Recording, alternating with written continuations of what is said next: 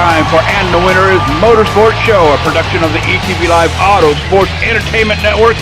Get ready for 2 fun-filled hours of racing dialogue, race results, commentary from drivers, promoters, sponsors, media dignitaries, and much, much more. And now, the racing devil, Mike Neff, and the ringmaster of motorsports, Wesley Outland. This is And the Winner is Motorsports Show.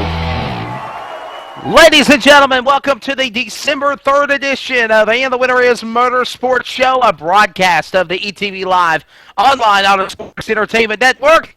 As always, introductions underway. Please welcome the racing devil himself from Kannapolis, North Carolina, Mike Neff. How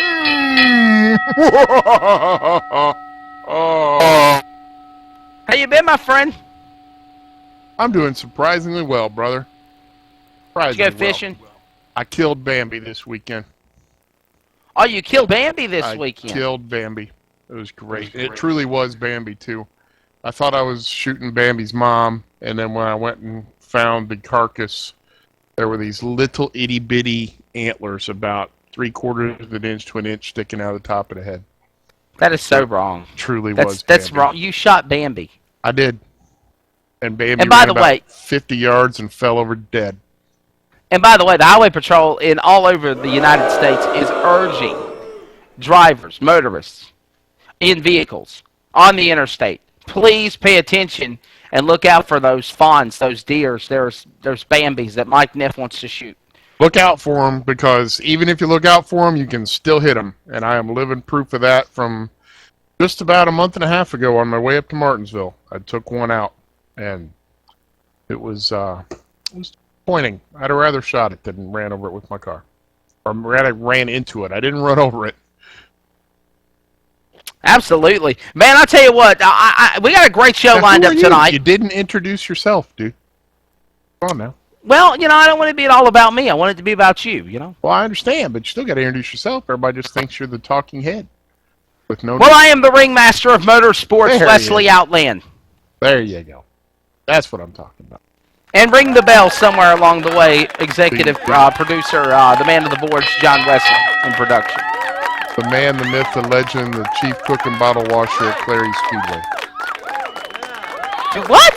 I said the man, the myth, the legend, the chief cook and bottle washer at Clary Speedway. I do a lot more than just Clary Speedway, fella. Race director, flagman, tech man, promoter, all wrapped up into one package. Don't tag me into the promoter scenario, okay? I don't want people calling me, cussing me out over what happened the other week ago. All good.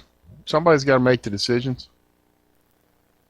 Absolutely. Hey, we got a great show tonight, Mike Neff, man. I'll tell you what. It sounds like you were busy today, because I tried and I didn't get anybody to talk to me, and next thing I know, you got everybody lined up. Hey, we got a great show lined up tonight. First off, we're going to talk to Barry Braun with XAN TV. He's a good, a great videographer. He does a great thing, and they have started videotaping and broadcasting snowmobile races. And at this time of the year, normally racing season's coming to an end. Not for Barry Braun and the company at XAN.TV. They cover everything from dirt racing to late models to sprint cars with Lucas Oil to the to the IMCA Super Nationals. Remember when we had Jeff Taylor on the show a while back, winner of that deal? They were down there doing the videotaping for that. And snowmobile racing now this time of the year, Mike. It should be interesting to talk to Barry Braun. I'm digging some snowmobile racing. I've seen it on television before. I like the latest thing I saw. I've seen snowmobiles for a while, but the latest one I saw, they look more like a midget on a snowmobile frame. It was all in, you had a roll cage all the way around you, and it looked like a midget or a sprint car, but it was on a snowmobile frame. So you had the track at the back and the skis in the front, and it was a really cool looking vehicle, and I was intrigued. Well, we're going to talk snowmobile racing here with Barry Braun in just a moment. And then we're going to talk about everything with the Snowball Derby. Everything five flags. Everything Five Flags, man. I'm telling you what, and I'm telling you everything is about Five Flag Speedway in the 45th running of the Snowball Derby. That was pretty much the only thing going on this weekend that I'm aware of. I'm sure there were other races going on somewhere, but Well, there was another what dirt everybody was series. talking about was snowball. All snowball all the time. Well, absolutely. Snowball Derby at Five Flag Speedway in Pensacola. Also, the Alan Turner Hyundai Sonata Snowflake 100 on Saturday night. And, of course, we're going to have the winners of both events. For the pro late models, the crate late models, whatever you want to call them. Some kind of late models. Yeah, pro late models for asphalt, exactly. Chase Elliott from Dawsonville, Georgia, the number 9 Aaron's the Machine for Hendrick Motorsports is going to be on the show. Winner of the Snowflake 100, that'll be at the 7 o'clock hour. And at 7:30, Eric Jones from Michigan, winner of the 45th Annual Snowball Derby. He survived the 300-lap grind. Mike Neff went on through the gruesome post-race tech with Ricky Brooks that is always hard to get by, and he held off Jeff Chiquette and Kyle Busch to win the Snowball Derby. 16 years old. Absolutely. Man, the future of racing's right there. There is a lot of young talent out there right now. And I'm intrigued as to where they get all the money, because the snowball's not cheap. It's a good, probably a $12,000 to $15,000 investment to run that race, and to have youngsters that are 15, 16, 17 years old coming across that kind of dough is impressive. And I'm hoping they can keep it going and work their way on up through the ranks to where we actually get to a point where on the national stage we have large groups of people that are competitive, not just large groups, but large groups of competitive people showing up at racetracks. Yeah, I couldn't agree with you more. And also onto the show, of course, we mentioned Barry Braun at XN TV. Then, of course, everything about the Snowball Derby. Chase Elliott, winner of the Snowflake 100 for the pro late models, winner of the super late model, $25,000 show. The 45th Snowball Derby, Eric Jones out of Michigan. Also, Stephen Wallace, the NASCAR driver and the son of great NASCAR champion Rusty Wallace, is going to be on to discuss track and field athlete in the hammer throw. Taking away my time. I just wanted to get that out there before you had the chance to say it. I was going to say that. Of course, also his snowball incident with NASCAR Sprint Cup driver Kyle Rowdy Busch and the hammer controversy at the Snowball Derby that happened yesterday. We'll have Steve Wallace on to talk about that. And we're also going to have on Robbie Harvey, the voice of the Five Flag Speedway. I met him a couple of years ago. He's a super great guy, got an awesome voice. He's a good announcer. When he's not doing a lot of work inside the church at his full-time job and handling things with production for their TV, he loves announcing at Five Flag Speedway. He tells you point blank he does it for the love of it, not for a career. And I'll tell you what, he's definitely got a set of pipes on him. And when I called him earlier today, this afternoon, Mike, he was a little bit hoarse, but he said, Wesley, for you, I'm ready to go. Let's talk the Snowball Derby. It's going to be a great, great show tonight, Mike Neff. I'm pumped. I'm psyched. I'm geeked. It'll be a lot of fun. Absolutely, absolutely. So before I contact Barry Braun, what is your thoughts of what people are talking about the racing season coming to a close for 2012? I mean, what we got, 3 weeks when you get right down to it. I mean, Billy Bowl's over New Year's time, isn't it? Like the first week in January or something? And yeah, pretty much. And then you got the Ice Bowl for dirt track at Talladega. If you're into karting, I'm not sure. I don't know if they still do. They still do the WKA big deal over Christmas at Daytona? No, they don't. Not at Daytona anymore. No. That's a shame. I got to drive an enduro kart on the big track in 1984, I believe it was. One of the highlights of my life. Wow. 134 miles an hour with my head 7 inches off the ground. Felt like I was doing 200. That had to have been eventful. It was cool. It wasn't all that eventful, but it was definitely cool to just. And I mean, and you know the layout of the road course here, to come out of the infield and be going down the backstretch and go through that chicane, and then you go up on that banking. And I mean, you're in a go-kart. It's what, 2.5, 3 feet wide on that giant track. I mean, it's just, it feels small, but at the same time, you feel like you are just hauling the mail. Yeah, I hear you, man. What do you say we call up Barry Braun and talk snowmobile racing and everything he does at xand.tv? Fire it up. We're going to try to call him up right now. Fire it up. And he lives up north as well. A lot of northern guys on the show tonight, Mike. Yeah, they're all coming down here, winning races and going back up north. Good times to be had by all. How about trying to get him Ricky on the program? Did not throw anybody out after the snowball. Ricky Brooks did not throw out nobody. I could not believe that. I think we need to do some research on that and find out when the last year was that the entire post-race at the snowball did not lose a single competitor. I think it's been a while. Well, we might be able to find out when we talk to Robbie Harvey here after we talk to Barry Braun. What do you think? Possibility. It's going to be interesting because you're exactly right. For the longest time, normally somebody gets through out of technical inspection at the Snowball Derby, and that wasn't the case this year. Everybody passed, especially Eric Jones, who got that $25,000 payday and the Tom Dawson Trophy. Crazy. Crazy time. Strike one. Not still ringing, actually. Wow. A lot of ringing. Trying to contact. The you have called is not available. Strike one. That's strike one. Strike one. Keep us going for a minute. I'm trying to tell this guy I'm trying to call him. Keeping us going.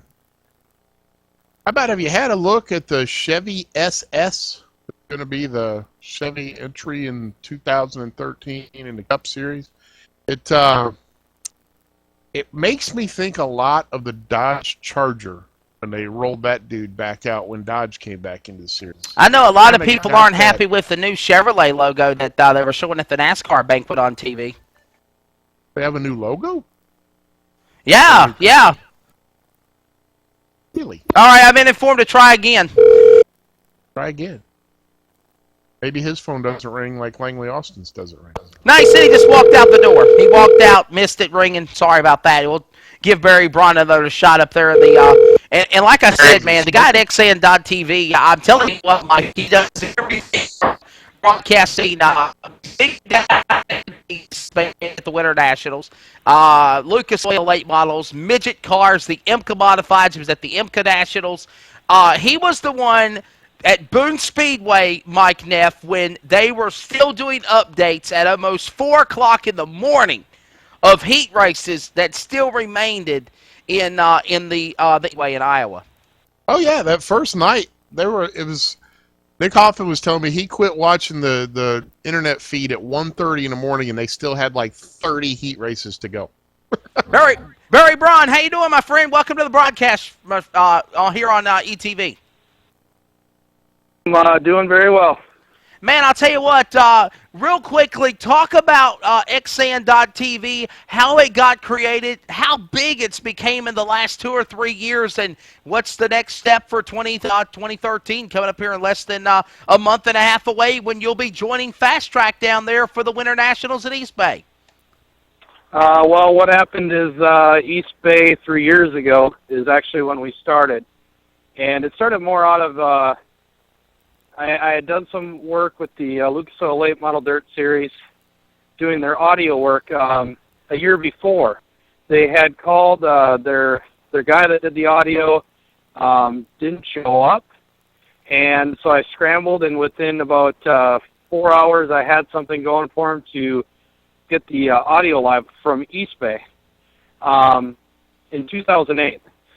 So 2009, it kind of opened the doors, and my partner, Chris Rayner, he had some ideas. We're both web guys, and we just decided we're going to go and do live video podcasts of dirt track racing with relatively no experience.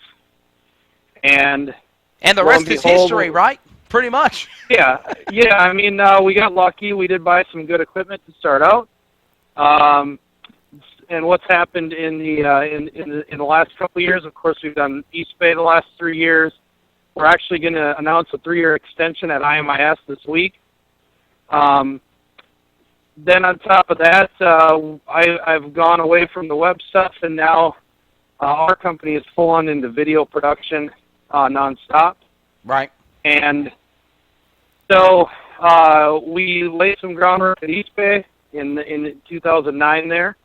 It worked out well. We got, I want to say part of it's luck, because we got our equipment 2 days before the first race at East Bay, and Wow. we thrashed to even figure it out, put it all together, and put on a show. And since then, we've just sharpened our pencil more.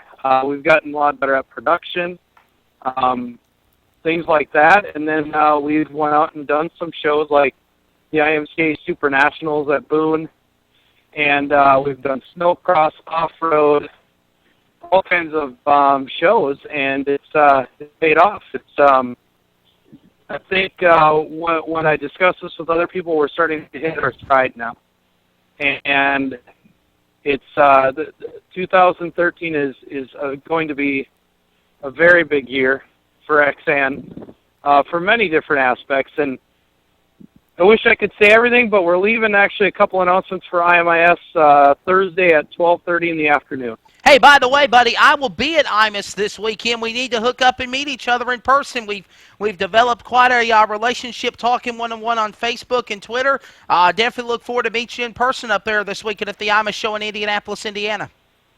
Right, and I think we're cranking, ready to go for East Bay again. I know it's the first-year Fast Track's going to be there, so we're excited about that. Opening up the Winter Nationals, in fact, which is kind of a different schedule than we're used to in the past, but I think it's going to be a cool little deal.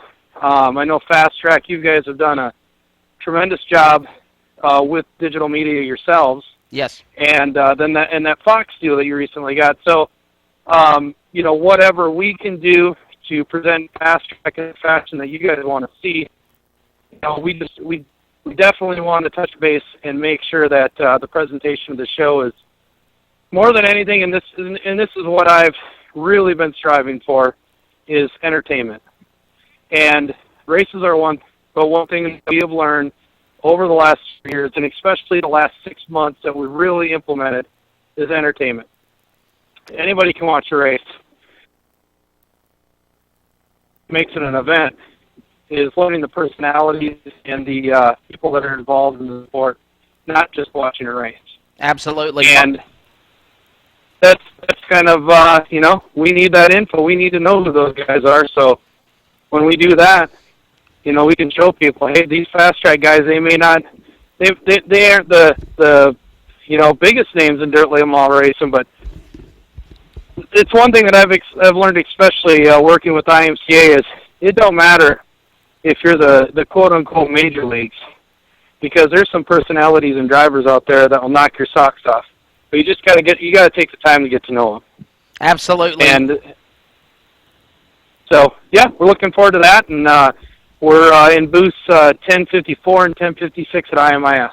Absolutely. Mike Neff, man, I know you were interested in the snowmobile racing, talking with Barry about that. The floor is yours, Mike. I guess the thing I'm most curious about right off the bat is what made you migrate away from the webcasting more back to the video production? More than anything, it's just it's more of an interest in what we're interested in, and I think a lot of good businesses are built upon, the people that form them and put the ideals behind them. We're very, even in 2008, we're very interested in the web, and the web has evolved with video. Right. Video on demand, Netflix, down to cell phones, down to set-top boxes and video game systems now. And we're kind of, we're geeks. There's no doubt about it. We're just guys that like technology. Right on. And you could see the writing on the wall, and we could see that over 4 years ago. Well, now, as you've seen the development happen over the last couple of years, you can see that, what they call TV everywhere, mobile phones, and all of these things. It's not just the internet anymore. Broadband is used as a catalyst to push these things out, and the fact of the matter is, you know, we have had such a significant reach in, or increase in iPad and iPhones this year. It's almost to the point where it has taken over for the traditional internet, laptop, PC-based viewing. And once I started to see that this last couple of years, we saw it start growing, but then for whatever reason, the impact in this last year was significant, very significant. And Right. that's only going to get to be more as, you know, we go through another holiday season where people get all these phones and iPads for gifts. So we're starting to see what we call the tipping point. And it's starting to pick up, you know, a majority are picking up the broadcasts on other devices. So we're working towards more of that into the future.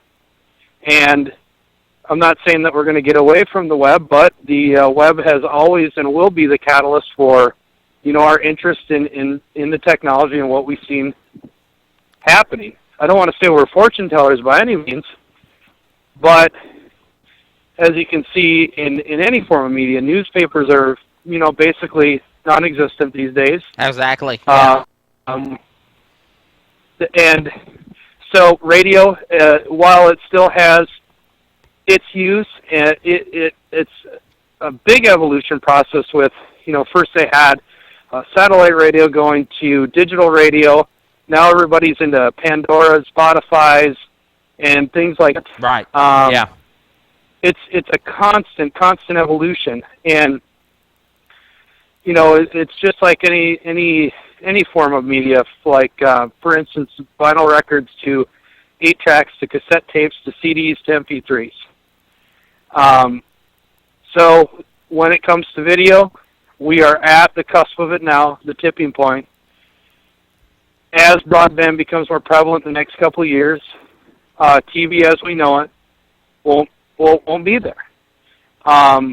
You know, we feel like because we've had 3 years of experience in this, and the key to us in our business model being successful is keeping our costs down. In a traditional method of TV, Right. Yeah. there's certain ways that they have to have, you know, certain cameras, certain gear, certain contractors, cameramen, things like that. And when it's all said and done, if you use your head, much like a crew chief trying to make a car faster, you find the right kind of pieces to put together, and you don't need to have these perceived things. And that wall is starting to break down. It's really starting to, man, over the last year has been just phenomenal. Just to see the shift in the market. And I think more than ever, and this next year is going to be even bigger. But it's the evolution process. It's how media is consumed now. My next piece of that I'm kind of curious about, as you build up this XAN brand and for lack of a better word, an XAN network, is the potential there for racetracks to have like fixed position cameras, and you guys get the feed in some centralized location, even though the track is hundreds of miles away, and you do that voodoo that you do to make it look better and put out the video without actually having people physically there to run the cameras? The voodoo that you do, I like that. Go ahead, Barry. Well, actually, we're very close to that. And that's where we're going to talk about things on Thursday at IMIS. But I'm there's looking things forward that to that. we're doing. There's things that we're doing from our side. I've actually been in research and development since I got home from Arizona and Las Vegas for basically the past 2 weeks solid, putting together a presentation piece for IMIS. But it's close. Right. The key is we're very broadband challenged at a lot of facilities. we're very challenged to get a good signal out. That's going to be an issue for, I'd say, the next 5 years. But there is absolutely no reason that tracks can't take it and use it as a big plus in their marketing campaign. Now, one thing that we did announce a couple weeks ago, I don't want to get off subject here, but when it comes to tracks, we announced when we do pay-per-views, our promoters that we work with have the opportunity to decide to do what we call a grandstand match pricing. The key with that is the price of the pay-per-view matches the grandstand ticket price. And there's many reasons why that's done. More than anything, that's to protect the promoter and not devalue their product. If people are willing to pay to go to the races, they certainly should be willing to pay to watch it online. I agree. Especially since it's going to save them cash. It's going to save them money going to the track. Yeah, you're exactly right, Barry, because, whenever I do when I do Fast Track announcing at the racetracks, we also have Fast Track Racing Network, and, that was one reason why the broadcasts this year were on a tape-delayed basis, whether it be an hour after the race was over or a day after the checkered flag fell, whatever, because a lot of race promoters felt like the broadcast was hurting the butts in the seats, and it was hurting them financially. Me, personally, I think that's kind of... crazy. Do what, Mike? I think they're crazy. Well, I mean, but Barry, this is what you do. You broadcast in front of packed houses or promoters. Have you kind of held that concerned as well? Is that one reason why that ticket grandstand price for the internet was brought to that cost, because of promoters saying, look, Barry, we really want you to do this. We like what you do. But, man, I still want to have asses in the seats when we get these races going live. Right, and it's basically, when it comes down to it, I mean, my thoughts about it costing people in the stands, absolutely not. But it's a compromise. And any good business relationship, you have a relationship. You have agreements that, hey, you're not going to agree on everything. That's just all there is to it. But it is a good stepping stone to get people started, dip their toe in the water and find out what it's all about. I firmly believe, personally, that a good promoter is going to get people to the track regardless. Absolutely. Yes, you said it. That's the bottom line. But, as you know, a good majority of promoters are, they're older folks. Change is not a good thing for them to deal with. Absolutely, yeah. And at this point right now, I mean, it's not 1983 anymore with your Camaros and going to the junkyard and building these cars. This stuff gets way too expensive. It's hurting car counts.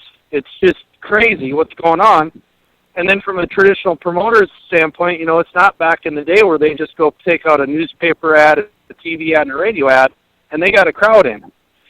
Versus now where they've got so many things that compete with people's entertainment dollar, and it's just a tough deal. And you just don't promote the same way anymore. You have to be savvy. You have to use social networking. You have to do it's insane the amount of things. So with that said, I feel for them to a certain extent.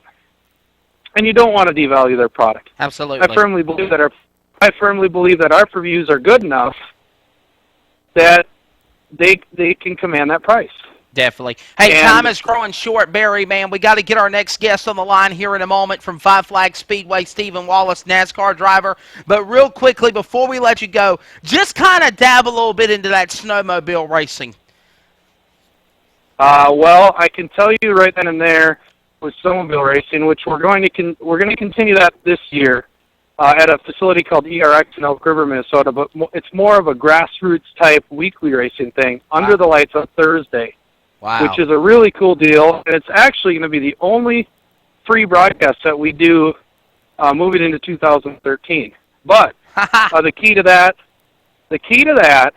is it's actually called the XN Academy, and we are training young kids at the facility to learn broadcasting. So it's great for us because we're going to be trying out all kinds of crazy stuff that we don't do in pay-per-view, and at the same time bringing in new talent. But I can tell you, if you guys ever think that it's hard to broadcast dirt track racing, go try snowcross. Yeah. That'll blow your doors off. It's obviously a majority of the time it's bitterly cold. I've never seen equipment get worked so hard in my life. Never. But being that we're always up for a challenge, it's a fun deal. And I think that it's actually made our dirt track stuff better. Just learned. Experience in all forms of motorsports, especially in how they present their races and how they present their sanctioning and things like that. Right, I don't think you can ever see enough of that, ever. And that's where our presentation has, I think, from a production standpoint, gotten better because we've tapped into some of those ideas that they're into. But yeah, snowcross, when it's all said and done, it ain't like being down south there in Georgia, broadcasting in 80-degree weather. I'll tell you that right now. So, absolutely. And like our main cameraman Darren says, he's been in every single kind of weather this year that there is: wind, rain, snow, deserts, tornado, wind. Yeah. Oh, we had tornadoes. That's no lie. Yeah, we had tornadoes. Yeah. And that's just that's the nature of the beast. But yeah, I think if anybody's at IMIS this week, come on over to our booth. We've got some different announcements outside of the grandstand match that we're going to have. Talk about East Bay. Really psyched for East Bay again this year. And then we can share in some of the news we got. I wish I could tell you guys, I really do, but it's something we've got to keep under wraps because obviously when it's prime time at those big shows, you got to show off, right? Absolutely. Oh yeah, you got to make a big splash. I don't blame you. But maybe you could come back on next week and enlighten us. Absolutely. Hey, can you be back on? Well, I'm going to be in Indianapolis this week.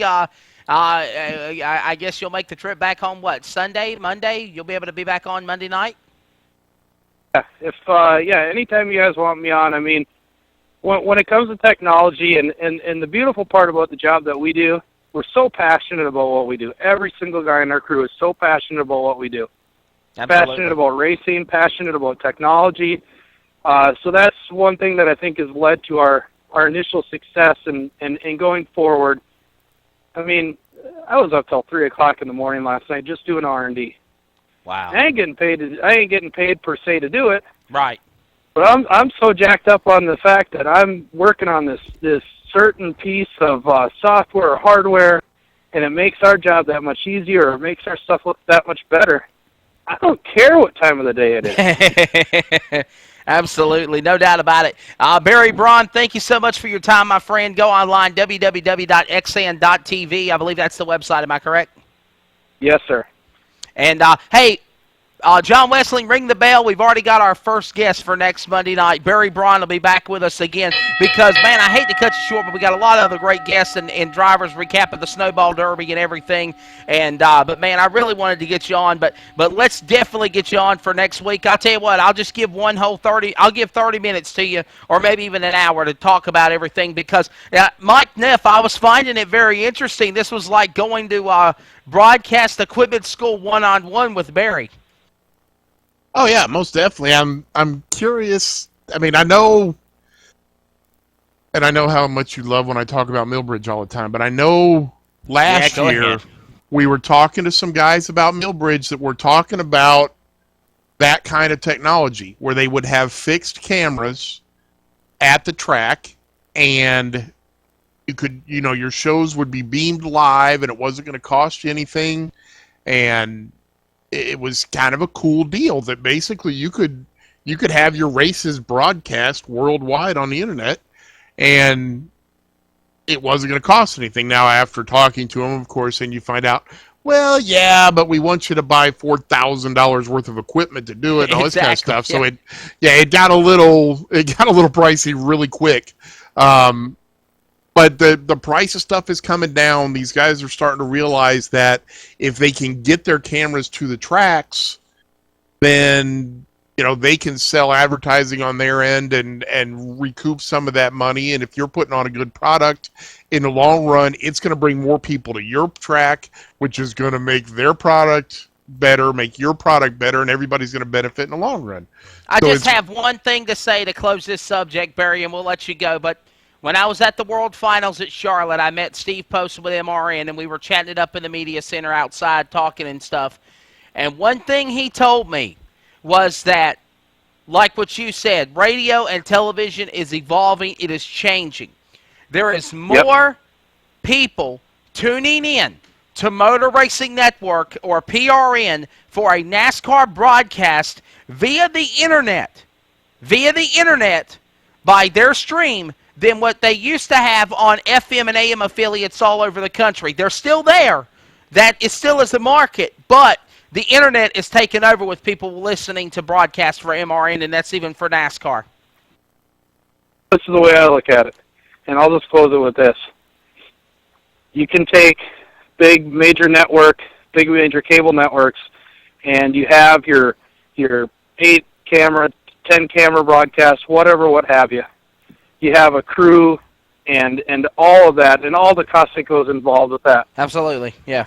But the key to where our business, and I believe, I don't want to say perfected it, but we've narrowed it to the point where I can do a 6-camera broadcast with one cameraman, the main guy, and 5 other cameras. And when you got that production mojo, you can definitely make it look like you got 8 to 10 camera guys in a satellite truck sitting out there. That's the key. And once people start seeing that and they see the cost versus the benefit, it doesn't benefit racetrack series or bigger racetrack series to pay these bigger cable channels or these bigger networks to come in and broadcast it 4 months later. It just doesn't do it. That investment, how are you going to recoup that investment? Right, yeah. Is that all advertising? So the way that I look at it, we go and we do it live. If people are willing to pay for it, they pay for it. If they're willing to do it free, great. It still has a cost benefit because it doesn't cost you so much to put it out on the air. Definitely, I agree. Barry, we got to scoot, man. Thank you so much. Have a safe travels on the way to IMUS in Indianapolis. I'll see you there this weekend. Look forward to meeting you face-to-face in person. And, man, let's get you back on here next Monday, and we'll talk more about XN TV. All right, again, that's Have Barry fun Braun. in Indy, brother. Look for the guys from Millbridge. They're going to be looking you up. Barry Braun on the program there, chatting it up, talking about XN TV, and I'm telling you what, Mike Neff, we could. I apologize to all of our listeners that were into this discussion. We could have stayed on this topic for I don't know how long. Oh, easily, especially because you can tell how passionate he is about it. Absolutely. Definitely. We're going to take a break. When we come back, we're going to have on Robbie Harvey, the voice of Five Flags Speedway. Also coming up, Stephen Wallace. And as we move into the 7 o'clock hour at 7:15, Chase Elliott. And then at 7:30 to 8 o'clock till we sign off, the man of the Snowball Derby, 16-year-old from Michigan, Eric Jones. Don't go anywhere. We now switch gears and recap the 45th running of the Snowball Derby. Robbie Harvey, voice of Five Flags Speedway, after the break. This is And the Winner Is Motorsports Show on ETV Live. ETV Live, always pushing the bar just a little bit further, is proud to introduce ETV Live Radio, supported by the HD Radio Network. ETV Live Radio features classic rock every hour, every day. You can also catch live events such as Race Day broadcasts right from the booth. Open Paddock Live at 9:30 p.m. Tuesday nights. The Pit Report on Friday nights at 7 p.m. ETV Live Radio featured in the sports section of iTunes. Get the mobile app from TuneIn.com and look for us on Windows Media Guide. ETV Live Radio on the HD Radio Network.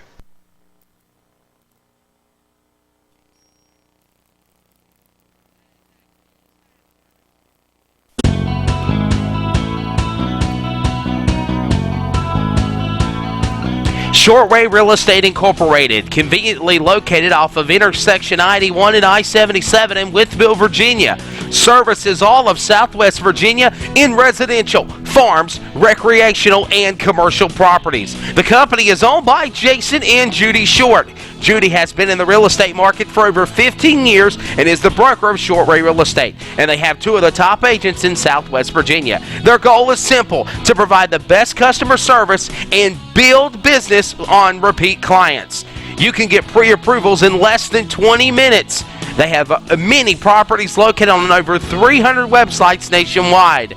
You can call 24 hours a day, 7 days a week for customer service guaranteed. And guess what? Licensed in Virginia, they can show you any property listed in the Commonwealth state. They're located at 1205 East Main Street in Wytheville, Virginia. For more details, call 276-223-4018. That's 276-223-4018. Short Ray Real Estate Incorporated, reminding you, take the short way home.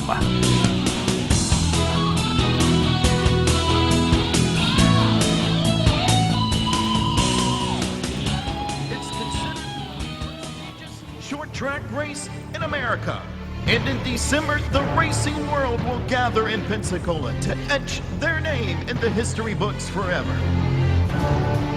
The best drivers in the land will follow the footsteps of racing legends as childhood dreams become reality at Five Flags Speedway. This is their time. This is the main event. The crowd, the cars. This is what racing is all about.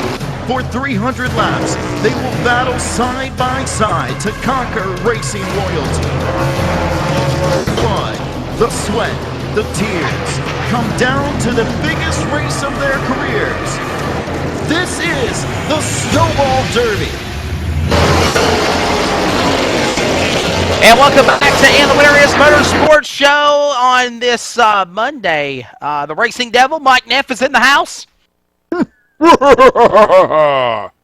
And I am Wesley out in the Ringmaster of Motorsports. Ring the bell, John Wesley, our producer at Command Central in Indianapolis, Indiana.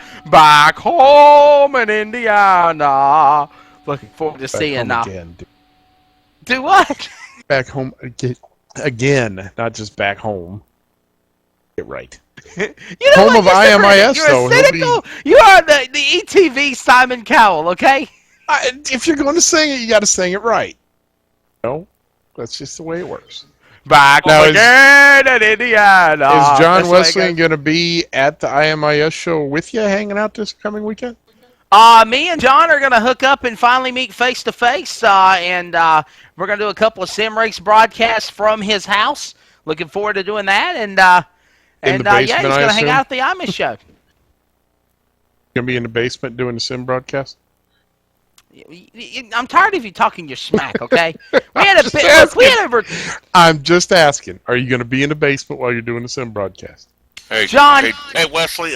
Maybe we should just well, don't you got another couple hosts you interviewed this week? Yes, I do. There you go. Help yourself. Change the subject. I'm done talking to you about sim racing. Damn it! I'm tired of you cutting it down. I just asked a question. I wasn't putting anything down. I simply asked if you were going to broadcast from be in the basement. That's all I asked. You should go to the ETV Facebook page and see John Wesley's studio. John, I'm not going to brag. You tell him what it's about. I don't know. I got more involved in this might than most people got in their race cars. It wouldn't surprise me. I know I got more money invested in Wesley Outland's got in his red car. Blue car. It's blue. Blue Thunder. Blue Thunder. Yeah. As I promise, you've got more invested than he does in the coat hangers he uses to open the doors. Shut up, Mike Neff. Truth hurts, brother. I can't wait to see this car, by the way, Mike. Oh, hey, it still gets me to point A to point B, okay? And that's all that matters. Most of the time. We'll find out if you make it all the way to Indy or not. I'm going to Asheville, and then I'm riding up there to Indianapolis with the powers that be. Hello? That's so wrong right there, Mike. I'm tired of you talking smack there. Hey, look. Like I see it. Do what? I just call it like I see it. That's all. Okay. Let's go to the phone lines. And on the line is the longtime voice of almost 6 years at the Five Flags Speedway in Pensacola, Florida. Mr. Robbie Harvey. Robbie, you still got your pipes, buddy, after 5 days of announcing racing? Well, I'm a little hoarse today. Usually, I try and baby it through the first 4 days and then lay it out all on the line for the big race on Sunday, and usually Monday. You know, it's not bad this year. It's hoarse, but it's not bad. Absolutely. Man, recap the action at the Snowball Derby this year. What an exciting event it seemed like from all the media people and reading the stories all over the forums on the internet. Yeah, I mean, this year, walking into the Derby, it was, you could feel that this one had a different atmosphere. And I think last year's Derby really brought a lot of attention to what kind of racing we have at Five Flags Speedway each year and whatnot with the side-by-side finish with Vanderlei and Elliott. And so you could feel coming in this year that this year's Derby had just a different feel to it, a lot of hype behind it. And so overall, the entire week was amazing. I mean, just absolutely amazing.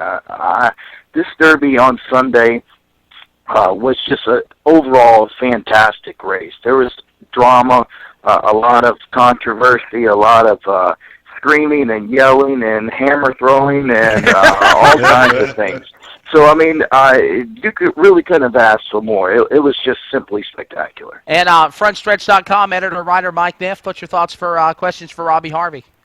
I mean, I don't know about questions. I'm curious, have you noticed in the last 2 to 3 years that the interest seems to be growing almost 2 or 3-fold every year? Yes. Oh yeah, absolutely. You know, this was my 8th Snowball Derby, and my 7th year at the track as a track announcer, and absolutely. I mean, this thing is getting bigger and bigger and bigger, and and it's already 45 years old. That's what's so impressive. Right, and that's I think people finally are starting to get what this race means. I mean, just from the drivers. I mean, when you have Kyle Busch and David Reagan. I mean, David Reagan said last year after his Daytona win, he said, "I would much prefer to win this race." And that's insane. I mean, that's coming from David Reagan, who won at Daytona, saying that this would mean more than that Daytona win. And, yeah, I think fans to get it.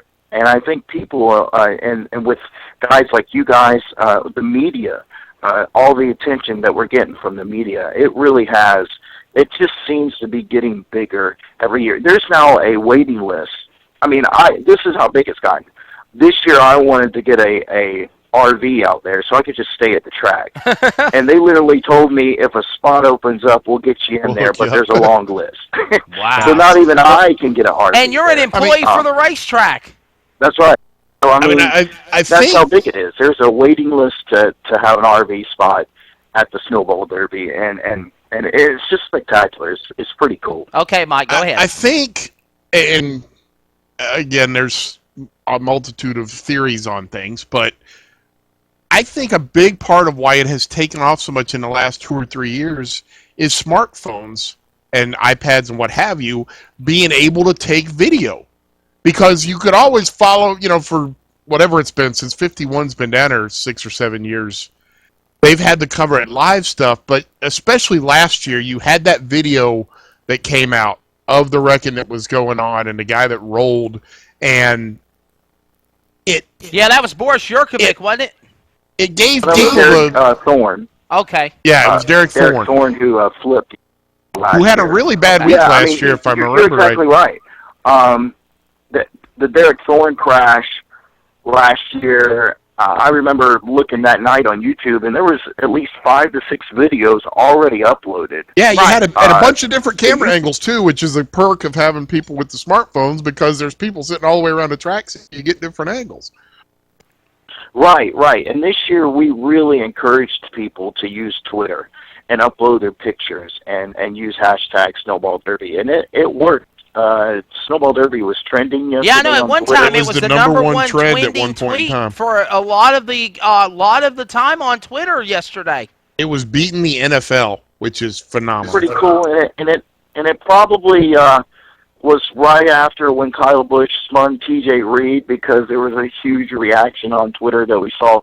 But yeah, I mean, you guys are exactly right. And then along with Derek Thorne's crash last year, the finish. I mean, DJ Right. Vanderlei, Chase Elliott, Yes. side by side for 5 laps in a row to finish the thing out, and I know that thing got thousands and thousands of views. So you're exactly right. The social media and the internet has really built this thing. And Chase Elliott will be on the show here at 7:15 to recap his win in the Alan Turner Hyundai 100, the Snowflake 100, which is the prerequisite to the Snowball Derby on Sunday afternoon at Five Flag Speedway. Robbie Harvey, the voice of Five Flag Speedway, joining us on the program. Robbie, is it?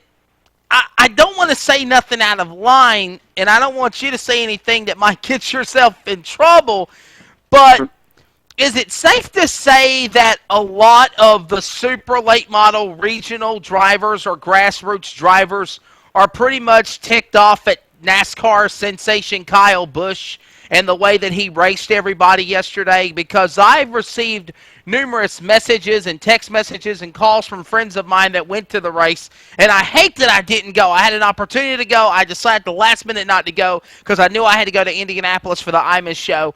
But I had people tell me, and I quote, next year, if Kyle Busch runs in a grassroots super late model event, we're going to put him over the fence. He's going to find out what these local drivers are really about. Your rebuttal on that? Well, the short answer is yes, Kyle Busch does not have very many friends right now in a super late model racing. Neither does he have very many friends here in Pensacola after yesterday. You know, it was, I read Kyle Busch's response. I saw what he said to the media. And when you go back, Kyle Busch says that going into 3, TJ just kind of checked up and didn't get back on the gas going out of 4 or going through the middle of the turn. And if you go back and look at the video, you can kind of see what Kyle is talking about. TJ does check up significantly going into 3, and Kyle does get into the gas before TJ. Now, with that said, so he could have lifted. Kyle probably shouldn't have been racing so hard at lap 150 or whatever, 161, I think it was. Right. And probably shouldn't have put him into the fence. But so I see what Kyle was saying, but still, it was not a good move on his part. And let me say this: everyone that was there that saw the wreck instantly, even myself, we instantly thought that it was an intentional move on Kyle Busch. It honestly looked like an intentional dump by Kyle Busch, and everyone who saw it agreed. And so what I just said is about what I thought Kyle said and what I saw. It was only after I went back and looked at the replay. But I think our track officials made the right call. They sent them to the rear field, and when we announced that over the PA, I have never heard a roar come out of Five Flag Speedway like that in history. I mean, that place erupted when we announced he was going to the rear. Absolutely, and then to top it off, TJ Reed, him and Busch get into it, and then I understand him and Chase Elliott got into it, and then also him and Steve Wallace got into it, and those are 2 guests we're going to have here at the next hour. Yeah, Chase Elliott was actually part of the TJ Reed spin. Right. When Busch spun Reed, Elliott, Bubba Pollard, victim of the circumstance. front runners, right. I mean, they were running in the top 5, and they were a part of the wreck. And Chase Elliott, if you see pictures of his car and you think, how did he finish 5th? I mean, that's how bad his car was. Right. Yeah. And Bubba Pollard, who was our super late model Blizzard Series champion there at Five Flags, he was out, knocked out of the race. Kyle Busch wasn't booed because of who he spun. He was booed because of who all was involved, because T.J. Reed's not a regular there at Five Flags. Right. But Bubba Pollard and Chase Elliott are, and the crowd loved them, and he took out some favorites. Now, with the Steve Wallace thing, I saw those guys racing pretty hard. I think Casey Smith was a part of that group of drivers, and I turned away to check on the leaders, and they got involved in a wreck over there in turn 1 and 2. And so Steve's reaction instantly tells me Kyle was a part of it. So the reports were he threw a hammer at Kyle Busch's pit or Kyle Busch's car or something like that. And what's even better is he picked up the hammer, signed it, and gave it to a fan. Wow. So more rumors just continue to flow through, and you got to love the Snowball Derby, Mike Neff. What's your thoughts about Kyle Busch and his whole antics of being a NASCAR top tier? Look, bottom line, this is brass tacks, guys. He is at a level that every one of those other 36 competitors that competed in the Snowball Derby, with the exception of guys like maybe Landon Castle who tried to make it in, or Mike Garvey that's been in the big time before, Landon Castle still making a name for himself, or guys like David Reagan, Steve Wallace, 30 more of those drivers, Mike Neff, are trying to make a name for themselves. They would love to be where Kyle Busch is at in the Sprint Cup level. And to come in as a glorified guest and to act the way he did, that's pretty shocking and disappointing in my opinion. What's your thoughts on it? Because you tell it like it is. I don't know about calling him a glorified guest. I mean, he paid his entry fee like everybody else did. He pays. Well, let me hang on a minute. Hey, wait! You asked for my opinion. Let me say my piece. He's a big name driver. Let me say my piece. Go ahead. I have always stuck up for Kyle. I think Kyle comes out and races as hard as he can. That said, I think he crossed the line.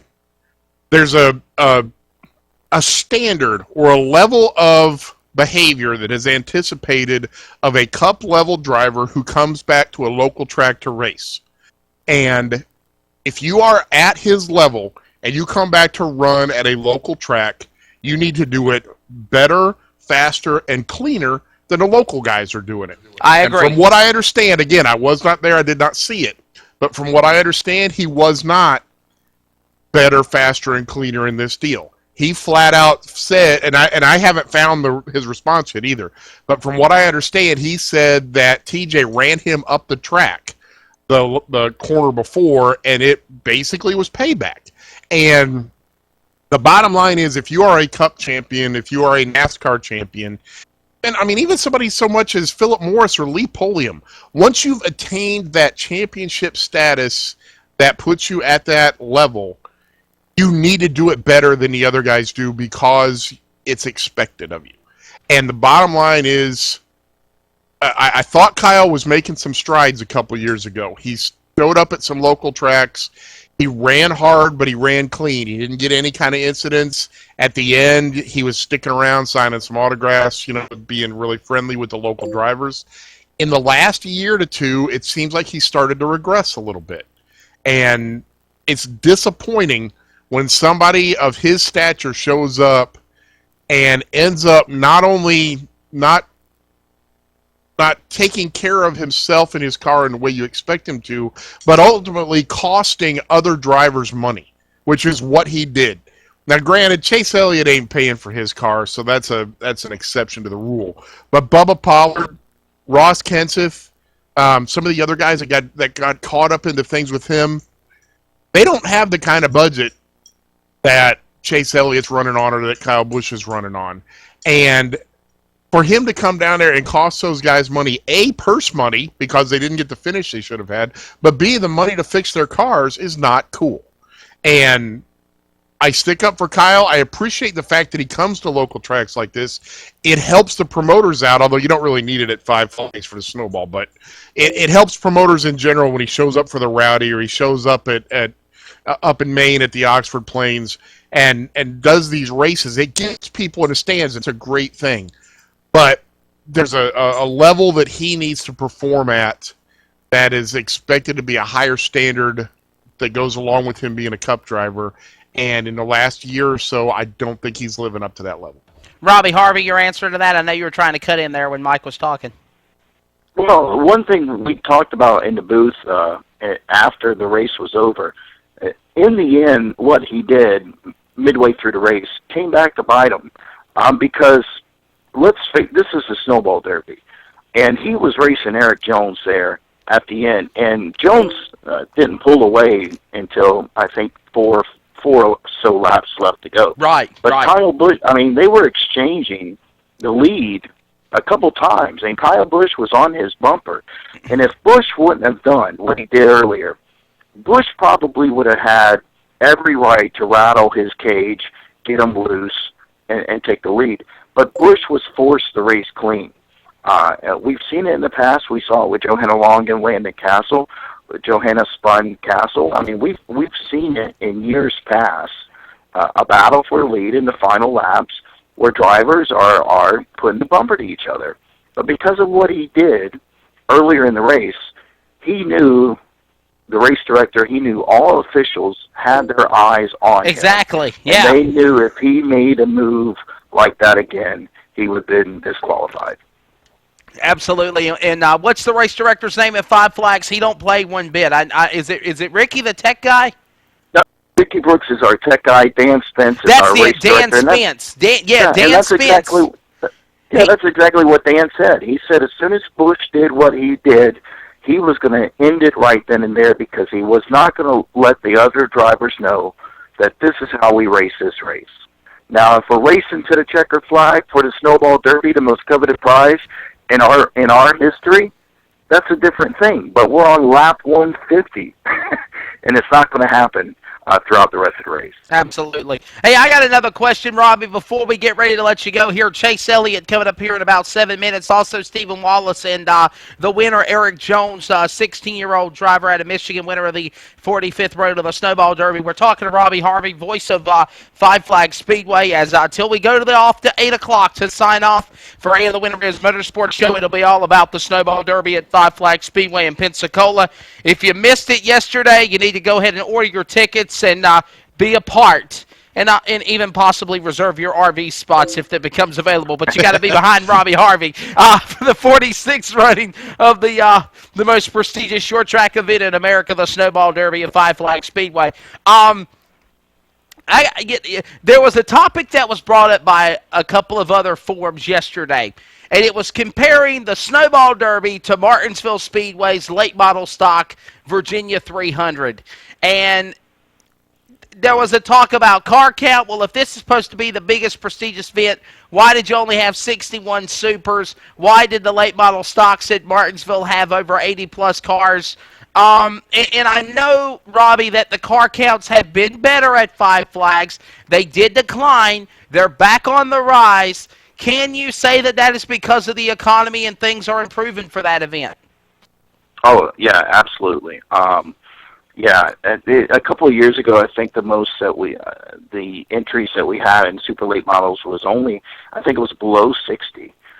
This year, the official entries we had was actually 72. Right.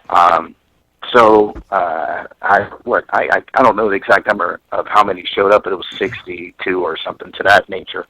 But yeah, I mean, the economy really hit us hard, and let's face it. These teams, the Kyle Busches, the Chase Elliott's, a lot of the teams get discouraged that they can't compete with that kind of money. And in a way, they're right, in a way. But that's why we hired Ricky Brooks to sit there and say to these teams, listen, I don't care if Kyle Busch Motorsports comes into this racetrack. I'm going to treat him just like I'm going to treat you.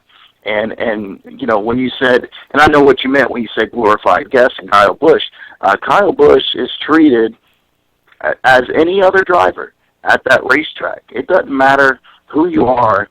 And so we're starting to see those teams who don't have quite the money like Chase Elliott and whatnot coming back. We're starting to see those teams become regulars at Five Flags Speedway. And so I see it on the rebound. I mean, Eric Jones. We all know he's a great driver and whatnot, but he's a 16-year-old kid. And there's more 16-year-old kids out there that are now thinking, wow, if Eric Jones can do it, if Eric can do then it, I can do it. Yeah, right. and If this is the future of if Johanna Long NASCAR. can do it. Yeah, I mean, if Johanna can do it, I can do it, because Johanna's a family-owned team when she won. And so, you know, we're seeing those teams starting to come back. And again, this is the future of NASCAR, Mike Neff. These are the young kids that are becoming young adults. People could say, well, he's 16 years old. Hell, he probably just got his learner's permit to drive on the highway. But this kid's a talent behind the wheel of a race car, and he held off Kyle Busch, one of the prominent NASCAR Sprint Cup Series drivers in the country, who a lot of people have told me, when you get Kyle Busch behind your rear deck lid, you better be on your A game. You better pack a big lunch, Robbie Harvey, because Kyle Busch doesn't play, and we talked about that in years past, because this has not been the times this has not been the first time Kyle Busch has been a part of the Snowball Derby. He's won the Snowball Derby, driving one of the Alex Haas Motorsports entries back in early 2009, 2010, I believe it was, and he's back 09. and he's been a part of it again and again and again. Why does he come back? Why did he run last year? He didn't make the chase. Why? Because he wanted to run to the Snowball Derby. That was the decision that they made. When he didn't qualify for the chase, he wanted to put his time and effort into the Snowball Derby race, and he told that to a lot of media people. What do you feel like the Snowball Derby is a bigger event than Martinsville, or is it just kind of they're both big games, big leagues with different brands of cars? Well, I've never been to the Martinsville event, right? Whatnot. So I can't really say if our event's bigger or not to that nature. But I can only, to see the masses of media there to cover this race, to see the fans that are packed in.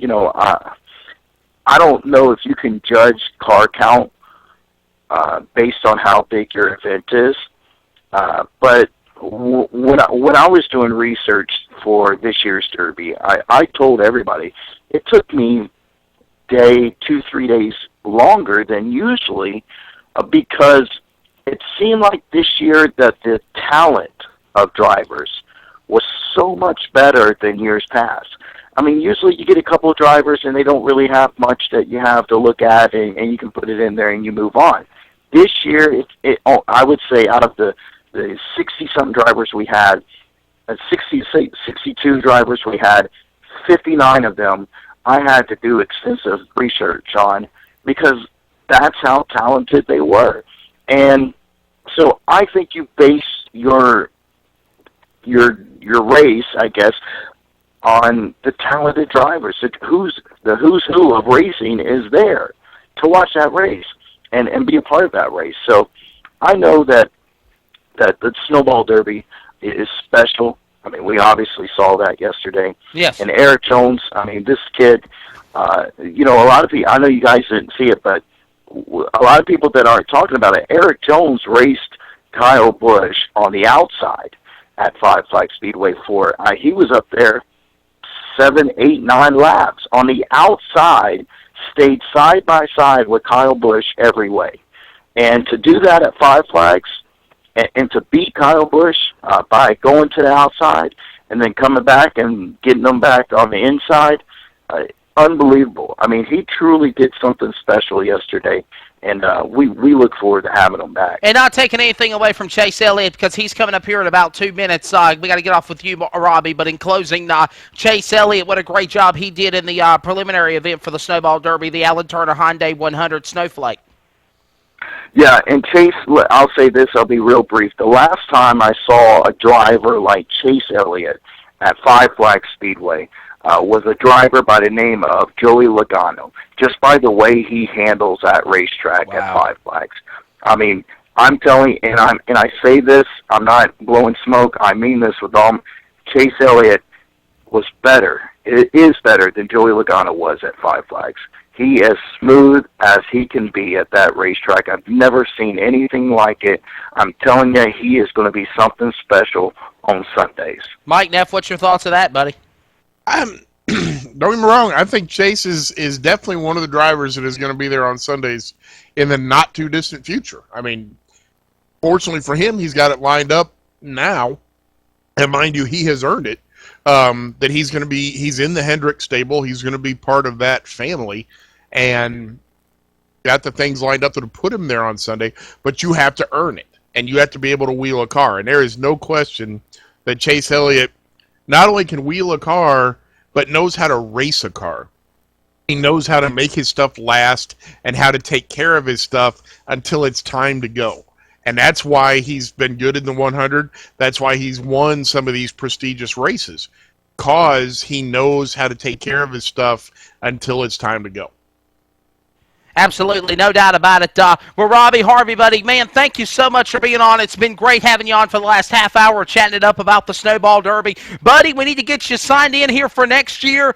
If God willing, and the Winner Is Motorsports show still going on. You know, according to what they're saying, in the next 19 days, we're going to have the the winter solstice, and we're all going to take off into the atmosphere and become lunar gravity and erupt up into space. But if Lord willing, we're still alive and the creek don't fill up and flood, we'd love to have you on, Robbie, next year to discuss the 46 running of the Snowball Derby, the pre-interview with you, talking about things, hyping up to it, and then of course like we're doing tonight, talking about the post-race of it. Well, be glad to, guys. I appreciate it. I appreciate you guys talking about the Derby. It was a pleasure being on with you. Absolutely, and of course, Robbie, contact information for Five Flag Speedway, that is y'all's Big Daddy, the last event of the year, but you'll be cranking up what time in 2013, and give the information. Yeah, it's fiveflagspeedway.com, or you can call the Speedway office, 944-8337, I think. Sorry, I'm thinking work phone and then Five Flags phone, so there you go. Absolutely, absolutely. Robbie, buddy, thank you so much, man. Hey, by the way, enjoy that warm weather that you're giving us up here in North Carolina. Yeah. I'm enjoying these 70-degree days we're getting here in December. It was mid-70s yesterday at the race, so more the reason to come. Absolutely, absolutely. Robbie Harvey, voice of Five Flag Speedway, and one of the most he's got a very usual set of pipes, Mike Neff. You hear his voice, it's very distinct, and whenever I first ever met him a couple of years ago at Five Flags, I said, this man's got it. He's got a very unusual voice. He knows what he's talking about, and bottom line, he loves the sport of racing. And for the 8th consecutive year, the voice of the Snowball Derby, along with Dave Pawlak and another edition, I believe it said it was Bill Morris, I think his name was, that called the events. Mike, we talked to the announcer. Now let's talk to the drivers. What do you think? I think that's an outstanding idea. You're always. Why do you act like this? Act like what? I think it's an outstanding idea. You know what? You need to have an exorcism done to you, Racing Devil. An exorcism? Holy cow, man! Just because I have Mike Neff's either in need of an exorcism or different views on things than other people do. You're either in need of an exorcism or an enema, one or the other. Wow. Some people would say that would be one and the same for me. Wow. Hey, we're going to talk to Chase Elliott real quickly. He's got like a 5 to 10 minute window because his mom, Cindy, informed me that she really wants him to focus on his studies. I was going to say, something tells me he doesn't give a dang about focusing on his studies, but I'm sure his old man and his mom would much more appreciate him paying attention to that stuff. Getting ready to get on the show, driver of the number 9 Aaron's Chevrolet for Hendrick Motorsports. This man will be running in NASCAR next year. And also honored to have him on AndTheWinnerIS Motorsports show tonight. Because spent about 10 minutes with him. The driver of the number 9 out of Dawsonville, Georgia. The son of one of the greats in the NASCAR Winston Cup Series, now Sprint Cup, Bill Elliott. Chase Elliott making his own tracks in his own career of motorsports. Chase, welcome to the show, my friend. Hey, I appreciate y'all having me on. Absolutely. Congratulations on winning the. I know obviously the big prize was the Snowball Derby, and you've won that before. You won it last year, but good job on winning the prerequisite of the Snowflake 100 on Saturday night for the Pro Late models. I appreciate it. We had a good night Saturday night. Sunday definitely didn't go our way. We wanted to be the first team to win both races, but unfortunately Sunday didn't quite go our way. There, got caught up in a wreck about halfway through, and got us a little bit behind. It still ended up fifth though. And by the way, we just had Robbie Harvey, voice of Five Flag Speedway, on the program with us and talking about the whole T.J. Reed incident, Augie Grill, Bubba Pollard caught up in that deal. You were as well. Not too happy with Kyle Busch right now, the man out of Nevada, as you live in Georgia?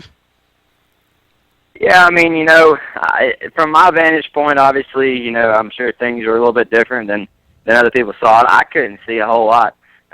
From what I saw from behind, it kind of looked like Kyle's over in there and was trying to move TJ out of the way or got into TJ. I don't know what, exactly what exactly his intentions his intentions were. I'm sure, he was just going to try to rough him up, move him out of the way, and drive on. And I don't know if he got into him a little bit too hard or this or that. But I talked to him after the race. He told me he didn't mean to wreck him on purpose. So you definitely have to take a man for his word, I guess, and move on. Unfortunately, there was a lot of really good cars taken out in that wreck, and I hate to see that stuff happen. And I don't know exactly what went on down there because I wasn't a part of it, other than just kind of being in the melee. So hard for me exactly to say. Definitely don't want to point fingers. Don't want to point fingers at something you don't exactly know for sure what happened. Absolutely, Mike Neff. Yeah, now, you've obviously taken well to Five Flags. I mean, you've won the big race last year, and you've won this race twice. So what is it about that track that suits your style so well? I don't know so much about the track. I've enjoyed coming down there. I mean, if you look back to when we first started running there, we were pretty terrible when we first started running down there, and we were new as a team, and we all kind of worked on our stuff, and I feel like I improved a little bit down there and tried to understand the racetrack a little bit better, and I still feel like I can do a better job racing at that track. And I feel like the biggest thing is our race cars are better than they were when we first started running down there, and that makes it a lot easier as a driver. No doubt. Absolutely. Now, what's your plans for next year as far as the full-time ride in the summer? I'm sure you're going back down there to try and win the Snowflake for a third time and a Snowball for a second time. For sure. We're not 100% sure yet as far as what we're going to do next year. We had a few options kind of up in the air, and kind of depending on what Aaron's wants to do, and Mr. Hendrick and what he feels like is the right step, and we're all kind of taking it a day at a time, and we're going to decide here hopefully in the next few weeks and try to get a schedule laid out, and hopefully choose some really good late model races to go to, hopefully a handful of those, and a handful of some other races as well. So we'll just have to wait and see what exactly our schedule consists of whenever we get it released. Chase, right out of the gate, man, in the NASCAR ranks, you made a name for yourself, of course, winning that nationwide event at Iowa Speedway, and it's just propelled from there on. Do you see running a season in the Nationwide Series and then moving up to Sprint Cup, or is the consensus saying, hey, he's got it, we're going to put him in the Sprint Cup Series? I wish. No, it was actually a K&N race that we won at Iowa. I'm sorry. Please excuse me. Okay. I'm not eligible for Nationwide yet. You have to be 18. So I wish, but we'll just have to kind of take it a year at a time. I'm 17 now, and we have a year to learn and go to some bigger racetracks, hopefully, and learn these bigger cars and, be as best prepared as we can for that next step, hopefully. That's right. I do apologize. It was a NASCAR sanctioned event. It was at Iowa Speedway. It was in conjunction, I believe, with either Nationwide or the Truck Series on running with you, but you did win the K&N Series event. On the program, again, Chase Elliott, driver of the number 9 Aaron's Machine for Hendrick Motorsports out of Dawsonville, Georgia. I got to throw this out here because I'm one of them Yogi Berra types, Chase, that, I don't like to get stuck on, well, my daddy done this and daddy done that, and that's why I have the name that I have, because I believe it's up to every driver out there to make their own name for motorsports. But what has your dad, what has your dad, Bill Elliott, one of the greats of NASCAR racing, done to help you in having the career that you've had racing cars? For sure. I mean, I think just his knowledge and what he brings to our shop and what he brings to, when he spots for me. Obviously, he has a lot of good insight, a lot of these racetracks that maybe he's raced at before, and that's definitely never going to hurt. So I think just to have his experience on the radio and at the shop is definitely, nothing that's going to hurt, and I think, something that's going to do nothing but just help. Mike Neff, what's your thoughts of that, buddy? Do you think I'm right about every driver needs to make a name for themselves, whether they're the father onto the son, and you don't need to be under the shadow of what daddy's done in the past? Well, don't get me wrong. Having a well-known daddy that was 13-time most popular driver, I believe, in the Cup Series, is going to open some doors for you that might not be opened if your name's Tim Smith. But at the same time, if you're Chase Elliott and you suck, you're not going to get to the levels that Chase is already at, let alone getting to the Cup level. You have to be able to wheel a car, and there's no question that Chase can wheel a car, and he'd be an idiot not to call on his dad's knowledge and his dad's experience to try and make himself better. The fact that he goes out and does his own thing and is his own man is the important part, rather than and I'm not going to call anybody out. I don't think there's anybody right now that's coming up through the ranks that's really living on their daddy's coattail. But there's no question that Chase has some opportunities because of his dad, but at the same time, he's making the most of those opportunities because he can drive the race car, and it's not just because of his name.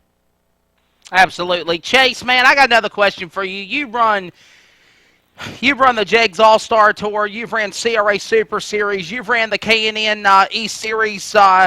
You have also ran in the past South Super Late models. You've ran the big shows. You've ran the Rattler. You've ran the All-American 400. You've ran the Snowball Derby and the Snowflake 100.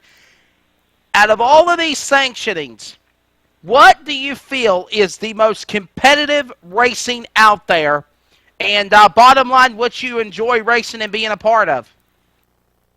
Man, that's a tough question. I think all of those series that you named out, from CRA to what Tim Bryant and his staff does at Five Flags are extremely well run series, and the Jegs All-Star Tour as well. All those bring so much competition to the table, and each of those series are going to have big races. Like Five Flags has the Snowball Derby and the Snowflake 100, and CRA obviously puts on the Winchester 400, and the Jegs All-Star Tour puts on a lot of big pro late model races in conjunction with the Winchester 400 and races like that. So it really comes down to a lot of how well each race is promoted and the people that show up. I mean, I feel like CRA has a lot of good things going. I do feel like the Blizzard Series on Five Flags has always been one of the most competitive series we've ever raced in. No matter where we go, I think that's probably the most consistent series that we've been a part of that you can show up. I know there's going to be a lot of good cars down there, but it's hard to name one out. There's so many good series out there that are working hard to stick around for these hard times too. Hey, Chase Elliott, I believe I've seen your name a couple of times on iRacing events too. How's the simulation racing help you out in your regular racing career? Yeah, you definitely see me on there probably a little bit too much, but no, it's a lot of fun. It's the cars are I think as close as you're going to get a game to what's in real life, and I commend everybody at iRacing for what they do. They work hard on that stuff, and I feel like they've done a really good job. Getting those simulations to try to match up with what the cars actually drive like. And as far as the tracks go, I feel like they're spot on. I'd say about 90% of the tracks are spot on that game, from the bumps in each corner to the grandstands. Absolutely. And you're not going to find that in any other kind of game. So it definitely might help you a little bit. Maybe you're going to a track you've never been to before, you want to kind of get an idea what the layout's like. I definitely don't think it's going to hurt. Definitely, definitely. Mike Neff, final question for young Chase Elliott before we part ways because, man, I'll tell you what, Chase, before we let you go, I got to tell you, big thank you to your PR at Hendrick Motorsports, Megan Whiteside, because when I called her earlier this afternoon, she's like, yeah, he can be a go. He can be on the show. And then she called me back, and she's like, oh, no, he's committed with school, and he's got to get his grades. He's got to keep his grades good, and he's got to get that education. Mommy, Cindy said so.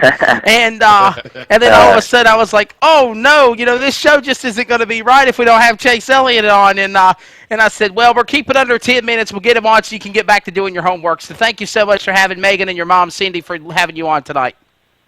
Yeah, no problem at all. It's not a big deal, obviously. Obviously, school is important, but that's not a problem. I appreciate you guys having me. Mike Neff, what's your final question for Chase Elliott? We appreciate you being on, brother. The last couple of years, you had the fun of running at Bowman Gray Stadium in the K&N Series. Is that race fun or is that race torture? And would you like to run at Martinsville in the K&N Series as well? Well, that's kind of a double-sided answer here. First off, the history of Bowman Gray Stadium is phenomenal. Yeah, I don't think you're going to find a much more historic racetrack that holds as much history with the NASCAR sanctioning body, and that's hard to find. There's not a lot of racetracks still around. And this was today. before Madhouse ever came out, right, Chase? Oh yeah. Right, absolutely. This is back in the day, and I don't think you're not gonna find another racetrack, another short track that has its roots date back as far as they do as Bowman Gray. I feel like it's a good racetrack for modifieds and what they put on there. The K&N race is a little hectic, I think, for that little quarter mile. Those cars are pretty daggone big and heavy to be racing there, but it puts on a good show for the fans, and that's what it's all about. So I've had a good time and a not so good time racing there these past 2 years, but regardless, it's been a lot of fun going and seeing the history and seeing all the fans show up. That's just unreal. To race in front of such a big crowd is definitely a lot of fun. Now I got a question in closing. Robbie Harvey said when we had him on for an interview a while ago that he said that David Reagan said, who won the Daytona 500, that winning the Snowball Derby would mean so much more to him than winning at the World Center of Racing. You've won the Snowball Derby. Can you say that is your biggest racing accomplishment ever, and will it always continue to be that way? Even if 5 years down the road you win the Great American Race to Daytona 500, can you still say having the Tom Dawson Trophy and winning the Snowball Derby is that's your greatest racing accomplishment? Definitely, to this point, it's my greatest accomplishment. I'd say easy. No other race even compares to this point. But without winning a NASCAR Sprint Cup Series race, I can't really answer that. Hopefully, in the next 5 years, I hope I can have an answer for you. That'd be awesome. But that's hard to say, man. The Snowball Derby is unreal. I definitely feel like the Snowball Derby would rank up there with any race, no matter what you win. At least on an equal level. What's your favorite racetrack? Final question. You go all over the country racing. What is by far your favorite racetrack to compete at, Chase? Man, that's a good question. I like so many of them. It's like my dad always used to say, you better learn to like them because you're going to have to go to them. So I don't know. There's so many. I don't want to single one out. So can we just say all of them and close it? All of them. Which one has the most Elliott fans? Which one has the most Elliott fans, Chase? Mike was asking. I don't know. That's a good question. Gresham? I was going to say, I've seen them line up at Gresham. Man, I don't know. Gresham did have a big crowd.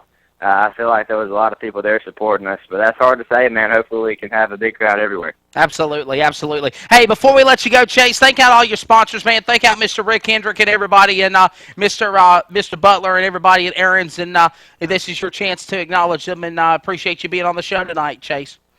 Yeah, for sure. Again, I appreciate it, and obviously, got to thank Aaron's for what they do for us. They've been a part of my racing career for a number of years now, and we wouldn't be where we are without them. Same with HendrickCars.com, Pepsi Max, all the guys that support us at the shop, and the guys that work there and work on our race cars means a lot to me, and hopefully we can continue these relationships on down the road. Absolutely. Appreciate you being on, brother. Absolutely. Yes, We sir. Y'all appreciate be you nice. being on. Yes, sir, Chase. Man, Merry Christmas, Happy New Year to you and yours. And we look forward to seeing what Mr. Hendrick has for your racing endeavors in 2013. And anytime you want to be on the show, you let us know. We'd love to have you back on again. Sounds good, man. Same to y'all, and I appreciate it. Absolutely. Winner of the Alan Turner Hyundai Snowflake 100 and a former winner of the Snowball Derby, number 9, out of the Hendrick Motorsports Stables, out of Dawsonville, Georgia, Chase Elliott. And I think that man has got a great career ahead of him, Mike Neff. Oh, he's definitely got a long, productive future ahead of him. There's no question about it. And it's been enjoyable for me to watch him because I was at North Wilkesboro when he won that very first race when they reopened it up there. And just in the 2 years since that has happened, he has matured and polished his skill set. It wasn't an image, but he's polished his ability to interact with people, especially with the media, so much. I mean, when I first talked to him up there at North Wilkesboro, he wouldn't make eye contact with you, very short answers. You know, it was hard to hear him because he was kind of speaking under his breath. Now he speaks very eloquently. He's makes great eye contact with you. I mean, he's getting it, and he's developing that whole package. He can already drive, but now he's getting the media side of it to it. It's been really fun to watch, and I look forward to watching him race for a long time. And you got to have the total package. And we've talked about that before, Mike Neff. There are so many guys that we have seen that drive race cars, and they're such a talent. And by the way, I'm going to ick it at you one more time. He runs iRacing, fella. Yeah, and did you hear him say it was a game? He called it a game. It is a game. And I'm not saying that it's not a game. But I'm just saying it's a game. As long as y'all admit it's a game, I got no problem. John, what is your thoughts of this? He still he's still cynical. Dude, I'm not cynical. It's I a give game. up on Mike Neff. He's stubborn as old bull. I mean, he's just like J.D. Webb. Dude, I've told you all Like along, Justin Rose now. it's a game. We're still going to get him a- on the track, Wesley. We're still going to get him on the track. I'll get on the track. It'll be fun. I've done it before. It's a good time, but it's a game. Hey, we're going to take a quick break. When we come back, we are going to have Stephen Wallace, NASCAR driver, on to recap. Track and field hammer thrower. Shut up, Mike. We're going to have him on to talk about what happened about the whole hammer controversy at Five Flag Speedway with him and Kyle Busch, his thoughts of Kyle Busch, what he thinks of Kyle Busch, and what he wants to do to Kyle Busch, I guess. No, Stephen Wallace after the break when we come back after this 30-second timeout. If you're in the dirt, then grab a cold one, sit down, shut up, and strap in, cowboys. Sunday nights on ETV Live and ETV Live Radio. Sim Pro Racing features the Lucas Oil Power Eye Midgets. Pro drivers from all over straddling 600 horsepower of lean, mean, dirt-slinging machines every Sunday night live at 9:20 p.m. on the Dirt Channel at ETV Live and ETV Live Radio. ETV-eplay.net. Do it or stay home. The fever. Intense.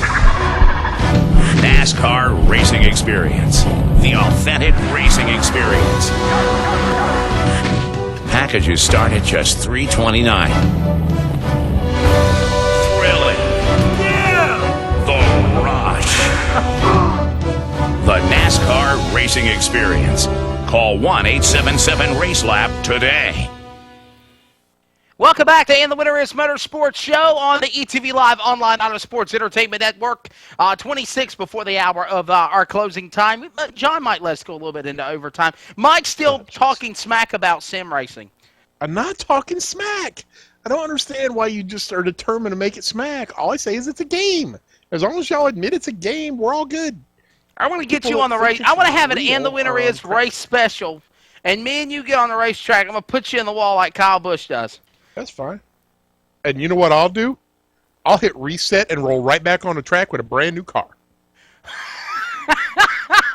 Because you can do that in a game.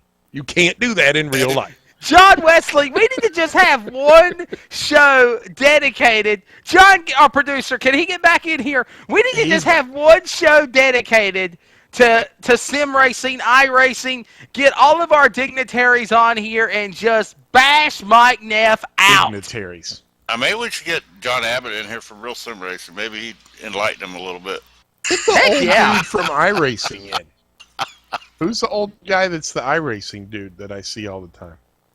What old guy? Maybe we should get you in here to help commentate a race, Mike Neff. I haven't heard your skills The old guy yet. that does the track scanning and stuff for iRacing. He's at the media tour every year. He's hanging around the track quite a bit. I usually see him in the first half of the year. He's usually not around much in the second half of the year. But I don't know. Let's get Stephen Wallace on. What do you think? Let's find out if he's going to try out for the 2016 Olympics. That is so wrong. It's not wrong at all. Are you kidding me? It's awesome. I get him lined up, and you're going to talk about him signing up for the Olympic team? Yeah, I'll ask that as the very first question. Absolutely. On the line, ladies and gentlemen, driver of the NASCAR Nationwide in the Sprint Cup Series. He ran in the Daytona 500 and finished in 20th at the Great American Race last year. Driver of the part of, Stephen Wallace joining us on the show. He is the son of two-time NASCAR champion Rusty Wallace. Stephen, how you doing, man? Pretty good, buddy. How are you, man? I'm doing great, man. I tell you what, I haven't talked to you since, what was it, back in your UARA Stars championship days and a couple of NASCAR local races, and now you're moving up to the big leagues. Well, I'm kind of down for the big leagues now, to be honest with you. We ran 6 years nationwide and now it's a late model, so we've kind of stepped it down a little bit. But we raced the Snowball Derby yesterday, and it went pretty good there for the most part. And then I caught up at a wreck there towards the end. Hey, Mike Neff has got something to say to you before we go any further about the my Snowball first Derby. question Go ahead, of the whole interview is, are you going to try out for the 2016 Olympics in the hammer throw? Man, I need to do that pretty soon. I kind of surprised myself there yesterday. I was able to throw a hammer pretty about 100 foot and beeline a windshield, so it was a perfect game. So, Did you hit him? Because I haven't been able to find any video evidence on this thing yet. Did you actually make contact with his car? Yeah, I did. There shouldn't be any video evidence because it was kind of a spur of the moment deal. So there were only a couple of race fans that were kind of parked next to us that saw it. So Stephen Wallace, Stephen's giving us an exclusive here on ETV about what happened at the Snowball Derby. He's the first media that's, as far as for a radio show, to talk about. I know Speed 51 did their thing down there. But, Stephen, what happened between you and Kyle which resulted into the hammer controversial throw? He wrecked me, man. So I got mad. I threw the hammer. We had a pretty good run going. You know, we were running fit there. I had a set of tires in the pits left with, I don't know, about 50 laps to go there. And we were running good. And then we got in a crash, and that was like the 4th or 5th time he crashed somebody that day. So he tore up like 20 cars yesterday. So wow. There's a lot more people pissed off at him than me. So yeah, there's a lot of people mad at him. I'll promise you that.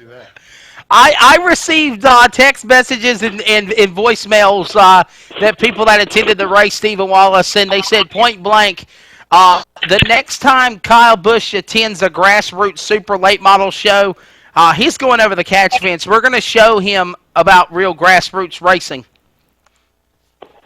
Yeah, for sure. He's I don't really know your question there, but he's ran a lot of those races and like, you know, really packs the stands there really good, and he's won a lot of them, and it's actually really good that he runs, you know, the short tracks and stuff, because it brings a lot of fans in and a lot of, you know, notability there to the tracks and the series. But he definitely made a few people mad there yesterday, but it's all good, and what goes around comes around. So we'll race with him again.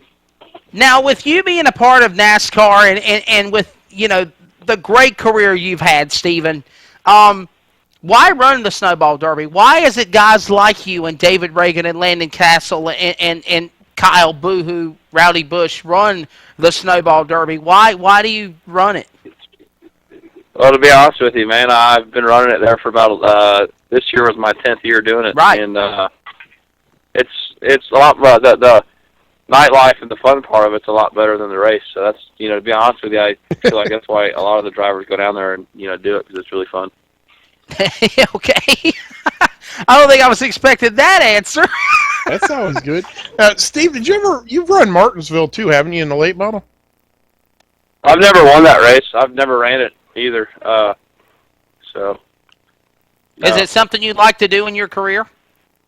Yeah, for sure. I would like to run Martinsville there in the late model race for sure. I ran it there in the Busch Series back in the day, and just haven't really had a chance to be able to do it, lately. So we've been really busy with the nationwide side of stuff the past few years, and now I can finally do it. But we've been pretty busy this year. So they ran it a couple months ago, and we weren't able to participate in it, but maybe next year. Absolutely. We got a question coming in for you, Stephen Wallace. Again on the program, Stephen Wallace, driver of the 66 entry in the Nationwide Series. He's also ran Sprint Cup, and we'll get his thoughts on what he's going to do for 2013 as the racing season will be here before we know it. Cranking him up at the World Center of Racing at Daytona for Speed Weeks.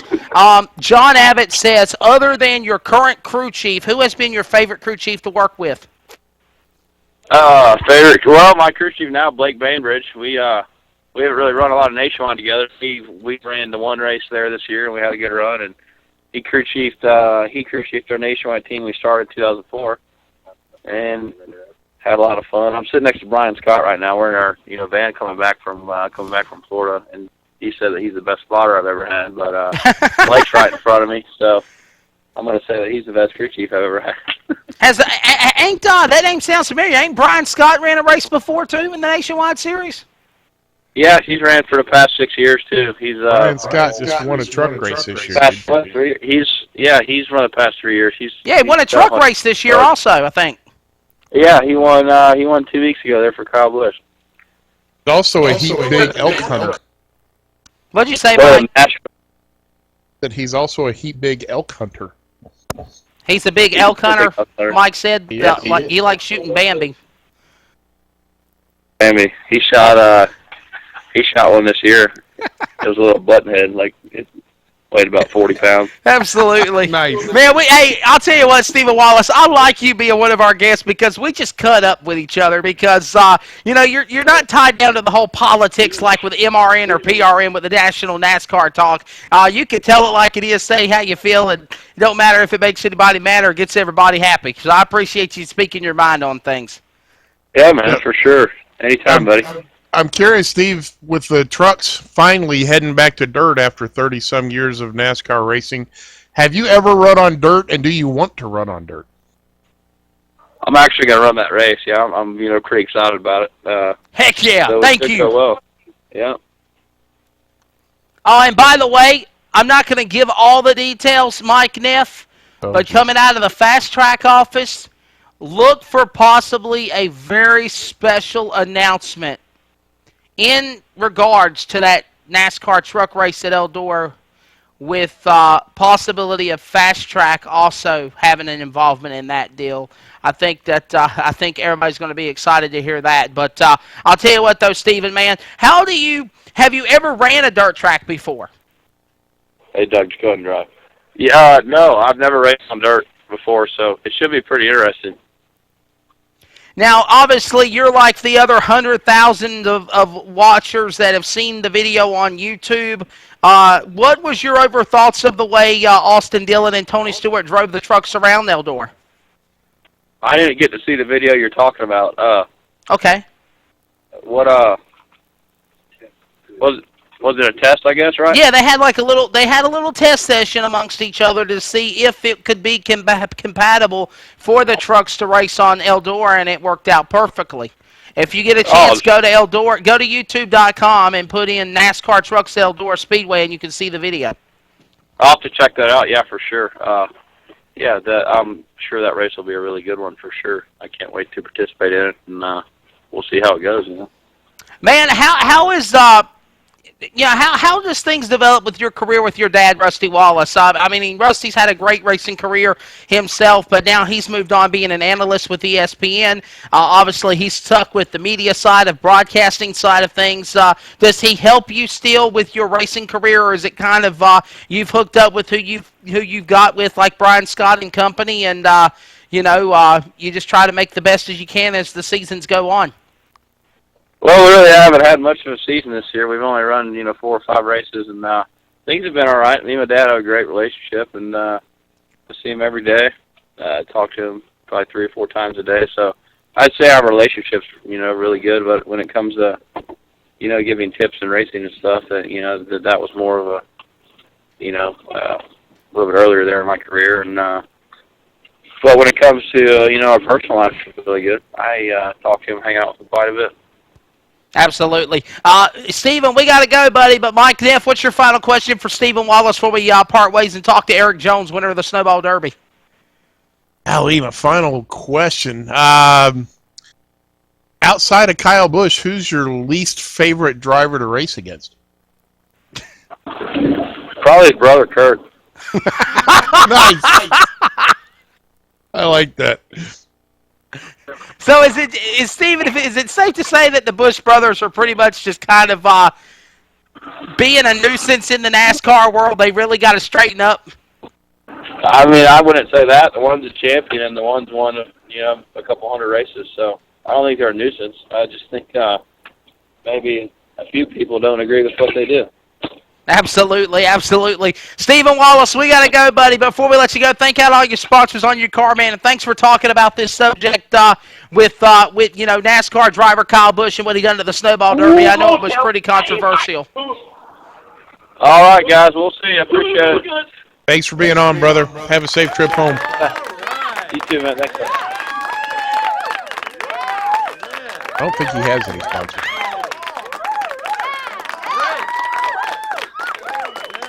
Wesley, did I lose you? There? Can you hear me now? Afraid Wesley Outland has fallen off. Yeah, I don't think he has any. There he is. I don't think he has any sponsors either, Mike. But we're going to take a quick break. When we come back, we're going to have on Eric Jones, 16-year-old man out of Michigan, the winner of the Snowball Derby, the 45th annual Snowball Derby. And we'll be right back after this word here on ETV. Don't forget, speaking of John Abbott and all the company, the RSR Full Throttle Cup Series Winter Series, the Icebreaker Winter Series at Atlanta, 9:30. Join me and Michael Keaton in the booth on ETV Live. Snowball Derby winner Eric Jones after the break. We'll be right back. Coming up tonight live on ETV Live and ETV Live Radio, Real Sim Racing Full Throttle Cup Series. Join Michael Keaton and Devin Smirker from the booth with reports and live updates from Pit Road by Dakota Ehrman and the ETV Live Pit Road crew. Live on ETV Live tonight at 9:20 p.m. on the Star Car channel and ETV Live Radio, Real Sim Racing Full Throttle Cup Series, etv-eplay.net. We'll see you there.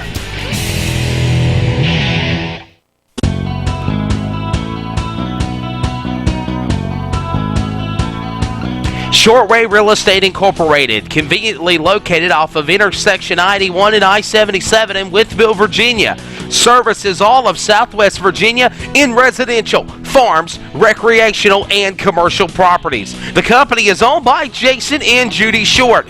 Judy has been in the real estate market for over 15 years and is the broker of Shortway Real Estate. And they have two of the top agents in Southwest Virginia. Their goal is simple: to provide the best customer service and build business on repeat clients. You can get pre-approvals in less than 20 minutes.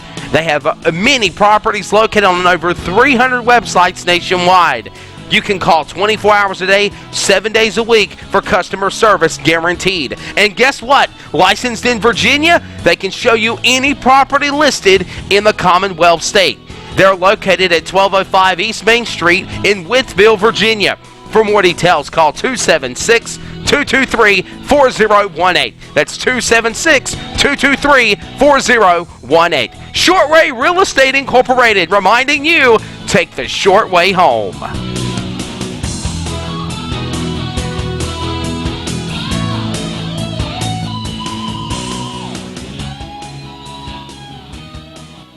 The Pit Report, featured every Friday night at 7 p.m. live on ETV Live Radio. Join Dakota Ehrman and J.D. Webb for weekly race recaps, driver interviews, and updates. Unabridged, uncensored, and no knotheads, cowboy. The Pit Report, live on ETV Live Radio, 7 p.m. every Friday night.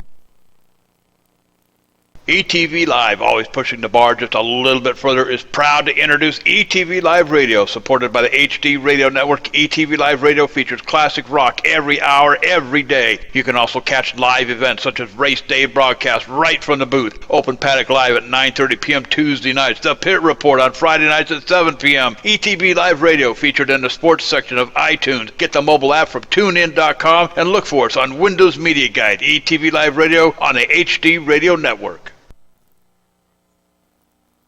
Welcome back to the ETV Live Radio Network, the first show of December of the And the Winner Is Motorsports Show. I am Mike Neff. Some call me the Racing Devil. And he is Wesley Outland taking an important phone call from a bigger name on the other line. So you're stuck with me for the next few minutes because I can't make phone calls, so I'm just going to sit here and babble on a little bit about our next guest that's going to be rolling into the show, Eric Jones.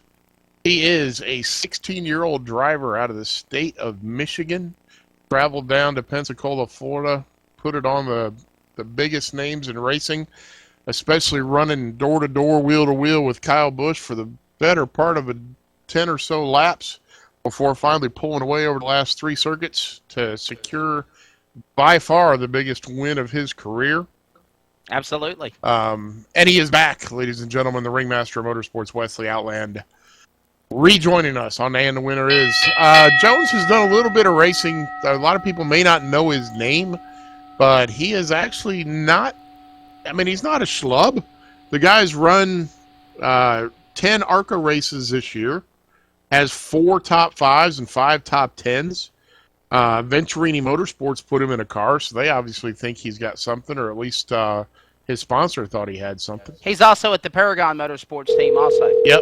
He's also run in the CRA Super Series. I think he only ran like 2 or 3 races. But finished, I want to say it was 31st. Let me double check that. Crud, I lost him. Let's say he was 32nd in the CRA Super Series. 167 points he scored. Left him almost 1,000 out of the top. And, of course, he won the 45th running of the Snowball Derby. Here's a recap with the voice of Five Flags, Robbie Harvey, to tell you just how big this race event is. And we'll have Eric Jones after this word. It's considered the most prestigious short track race in America.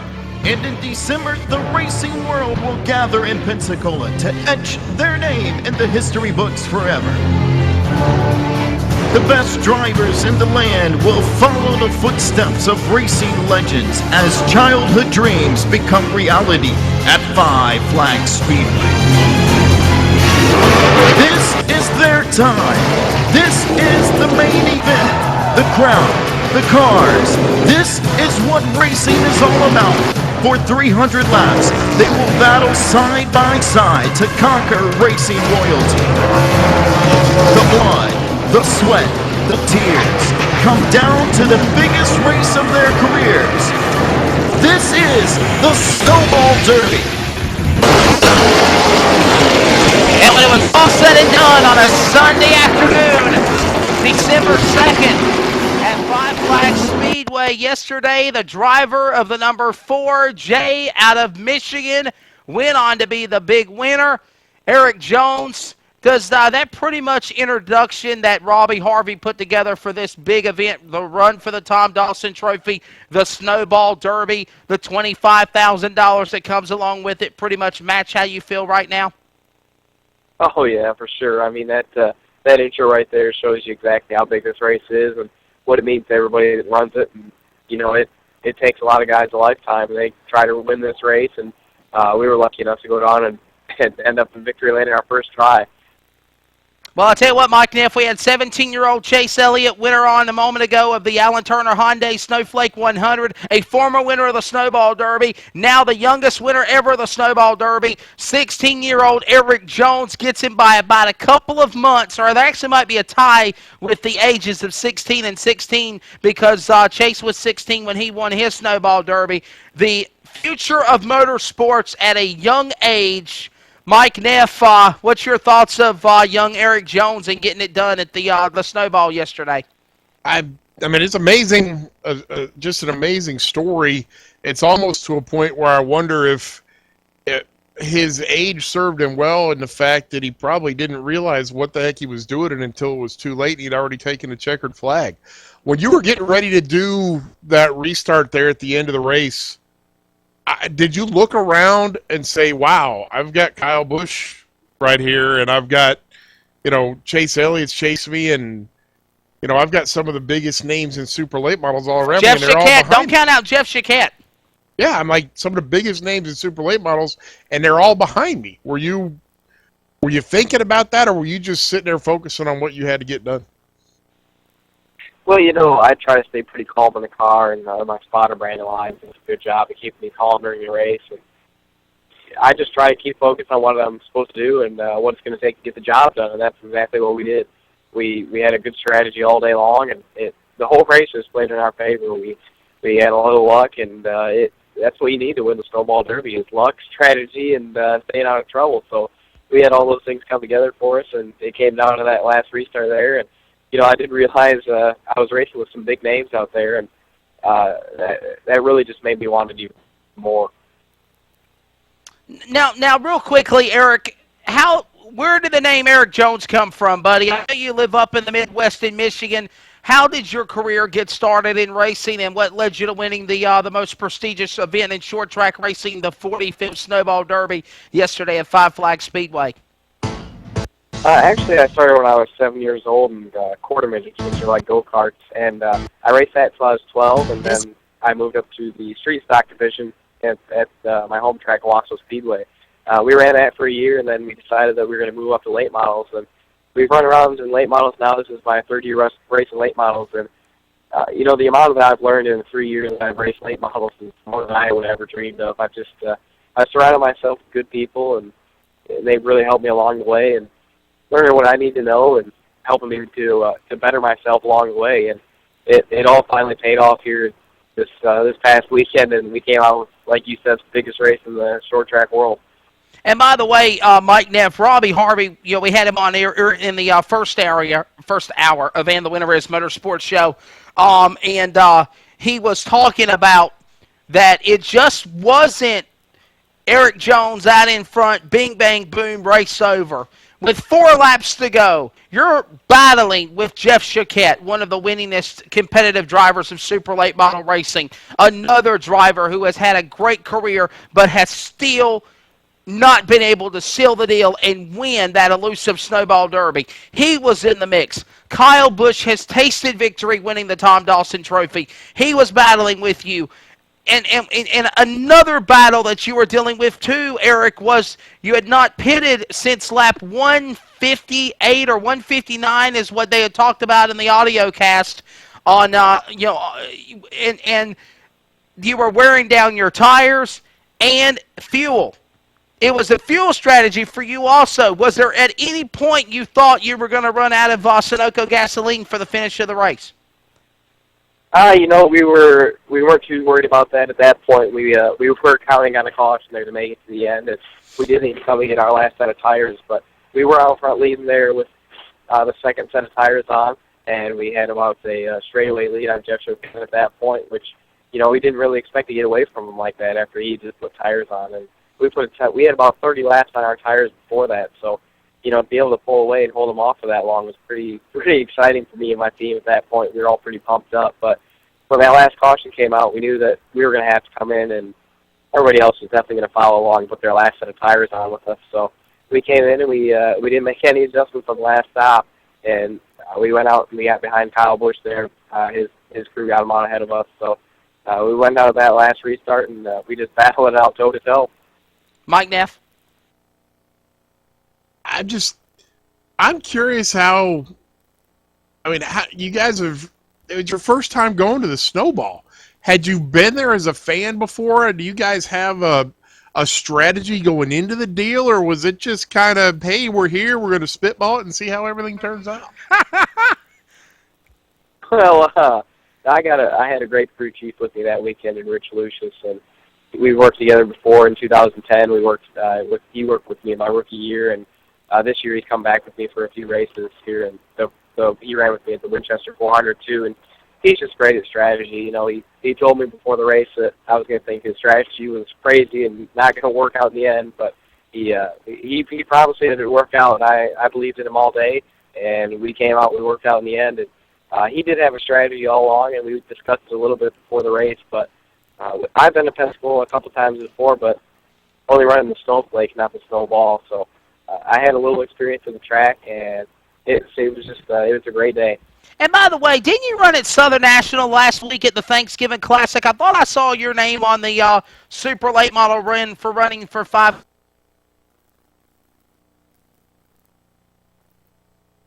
Did you run that race at Kinley at Southern National last week? No, I wasn't there. Okay, it's Blake Jones. That's who it was. My apologies. I knew there was a Jones that ran that deal. I'm sorry about that. Do what? I said it's his kin. Oh, it's his kin? That's that whole Jones clan.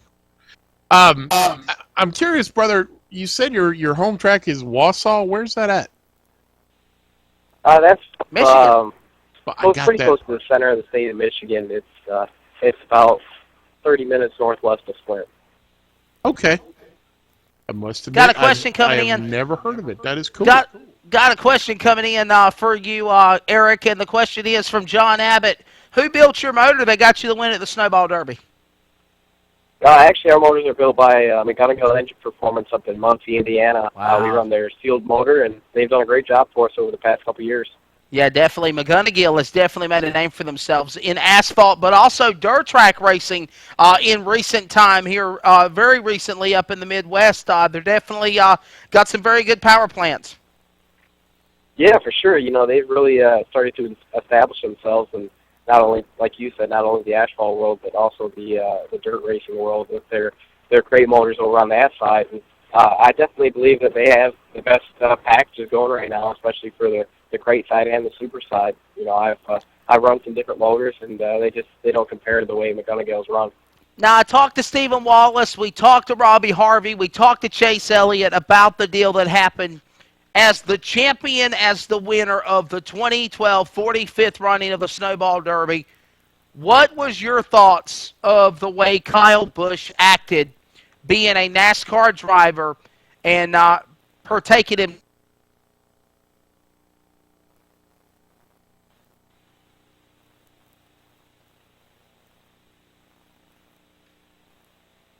Are you there, Eric? Yeah, I got you. You cut out there for a second. Okay, I'm sorry. I thought maybe you didn't want to answer the question. Oh, no. No, you're fine. The question that I was asking was, as the champion of the Snowball Derby, and of a caliber NASCAR driver like Kyle Busch coming in, and we heard the responses from Kyle Busch and Chase Elliott, we've heard the responses on Kyle Busch from Chase Elliott, Stephen Wallace, and even Robbie Harvey saying things, and me and Mike Neff giving commentary. As the champion of the race, dealing with Kyle for the finish, knowing that Dan Spence was on his back bumper saying, okay, I'm watching the way you're going to race this kid for the checkered flag. What was your overall taking of the way Kyle raced yesterday? Well, you know, I mean, he's definitely good for the sport of late model racing, and he definitely brings a crowd in every time he comes to a race. And I really enjoy racing with him. He raced me with a lot of respect. Definitely raced me a lot cleaner than I believe most other drivers would up there for the win. So, you know, I'm really appreciative of that. And I raced him clean, he raced me clean. So, you know, I didn't have a problem with him all day. I guess some other guys did, but, you know, he raced me the way I raced him, and I think he's great for the sport. Absolutely. Man, I'll tell you what, with this win, it obviously accelerates your career to the next level. It upstarts it to that next level of endeavors. Where do you want to see yourself going here after winning the Snowball Derby? Well, you know, coming into this weekend, we didn't really have a lot going on for next year, so hopefully this opens up a few more doors for next year, and some more opportunities pop up. Actually, we've already been on the phone today, talked to a few more people, and a few more opportunities have come up. So hopefully we can get something together here soon for next year, and maybe get back in some ARC races and Can-Am races, and to be able to move up the ranks a little more. And Mike, we talked about this before we got him on the phone. For Bill Venturini Motorsports to pick up this young sensation of Eric Jones, he's definitely got to be one hell of a wheel man. There's no question. I mean, Venturini can spot talent a mile away as long as they got a little bit of a checkbook to come along with it. So I'm hoping you're getting some phone calls from some sponsors so that we can get you in some cars that are actually competitive and get up there and run with some people. Now, being from Michigan, have you ever run an Outlaw late model up there?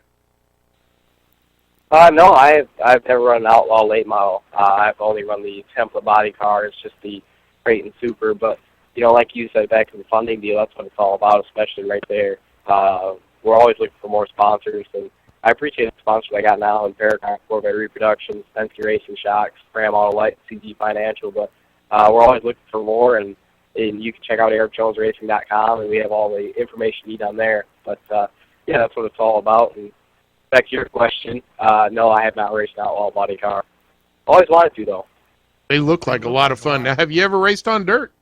Because we love us some dirt racing on AndTheWinnerIS. Oh, yeah. You know, that's another thing I wanted to do but never had the opportunity to. We focus so much here on the asphalt side of template body cars that I've never had the opportunity to get out on the dirt side of things. But I've always wanted to check it out, even from when I was racing go-karts, and they actually had some dirt races there that I never got the chance to run, but always wanted to go out and try it.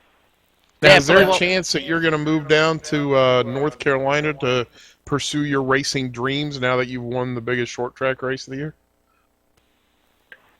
You know, hopefully that's in the plans for the next few years. I'm going to concentrate here on finishing high school and hopefully looking at some further education and continue to advance my racing career at the same time. So, you know, if that's an option in the next couple of years and something comes up with the team, yeah, definitely I'd love to move down there and be in the heart of things. Eric, what was going through your head, buddy, when you came out of turn 4 and double checkers in the win?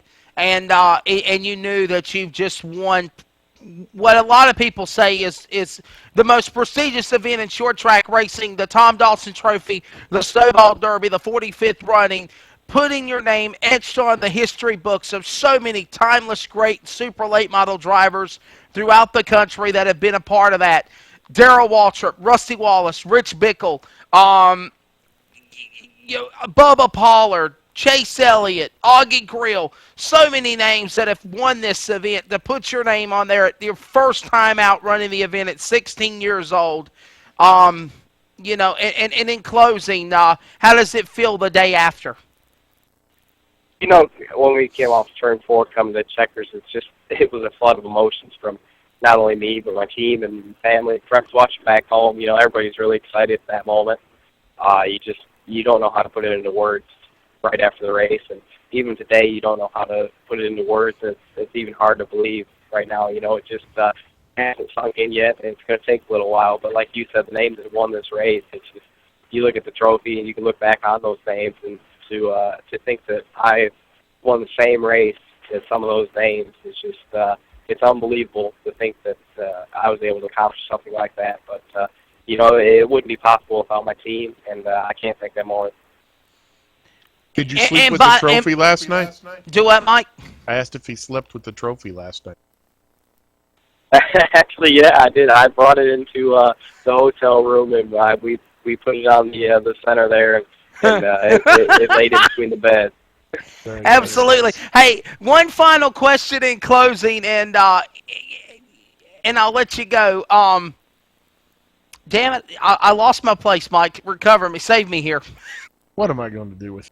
Have you ever run at Flat Rock Speedway? I know it's the sister of Toledo, and I know you've run at Toledo, but have you ever run at Flat Rock?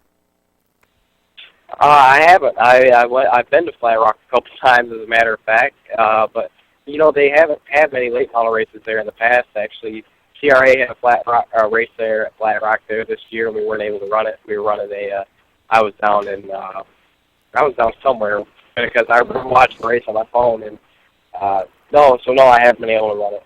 Okay, I know what it is now.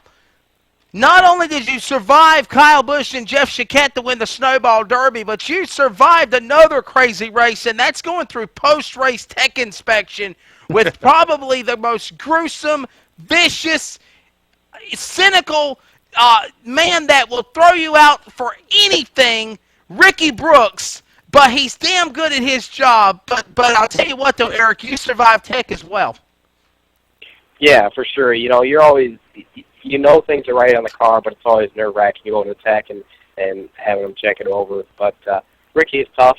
I really like Ricky, and I appreciate what he does for the sport. You know, Yes. There needs to be more Tech guys like Ricky who really enforce these rules, and that's how it should be. And he does a great job, and we were able to make it through. And it just makes the win even better knowing that you have the toughest Tech guy in the country going through your car. Well, I'll tell you what, Eric Jones, we got to bounce, buddy, but real quickly, thank out all your sponsors. And, man, congratulations being on the show tonight. You had so many other media obligations, and I do appreciate you taking the time out of your schedule and on the way home back to Michigan to take the time to be on the show with us tonight. Yeah, thank you. I just I got to thank again Paragon Corvette Reproductions, CG Financial, Fram Auto Light, and Penske Racing Shocks. But thank you guys again for having me on the show, and hopefully we can talk again sometime in the future. Yeah, no doubt about it, man. Stay in touch. I really believe we're going to have some big announcements coming for that young man, Eric Jones, here in the next month or so during the off-season. I'm telling you, Mike Neff, you can be a nobody at the Snowball Derby and make a name for yourself and all of a sudden pop out of nowhere and become a somebody. A lot of people recognize you when you win a race of that magnitude. Oh, there's no question. It gets the exposure that it does, and being able to win it and being able to win it in a fashion that he did, you know, like we were talking earlier, the fact that he was on the outside for a handful of laps and hung tough, then crossed over to the bottom side to make the pass to take the win was impressive. And like he said, drove Kyle clean, but drove him hard and ended up winning the race going away. Yeah, no doubt about it, man. I'm telling you what, we appreciate all the guests we had on tonight. I think by far this is probably one of the top 3 best And the Winner Is shows we've ever done. Big thank you to Robbie Harvey, voice of Five Flag Speedway, being on. Hey, if you want to talk more technical about XSAN TV and about where this web broadcasting and where it's heading, where it's going, check Barry Braun out at the IMA show. Check me out at the IMA show, and everybody at Fast Track will be there. Well, actually, it's only 3 people. Me, Stan Lester, the founder and CEO, and the Vice President of Operations, Brian Haynes. We're going to be there at IMAS. Mike Neff, I'm packing my bags early in the morning, heading to Indy for the IMAS show. What you doing this weekend, or doing this week?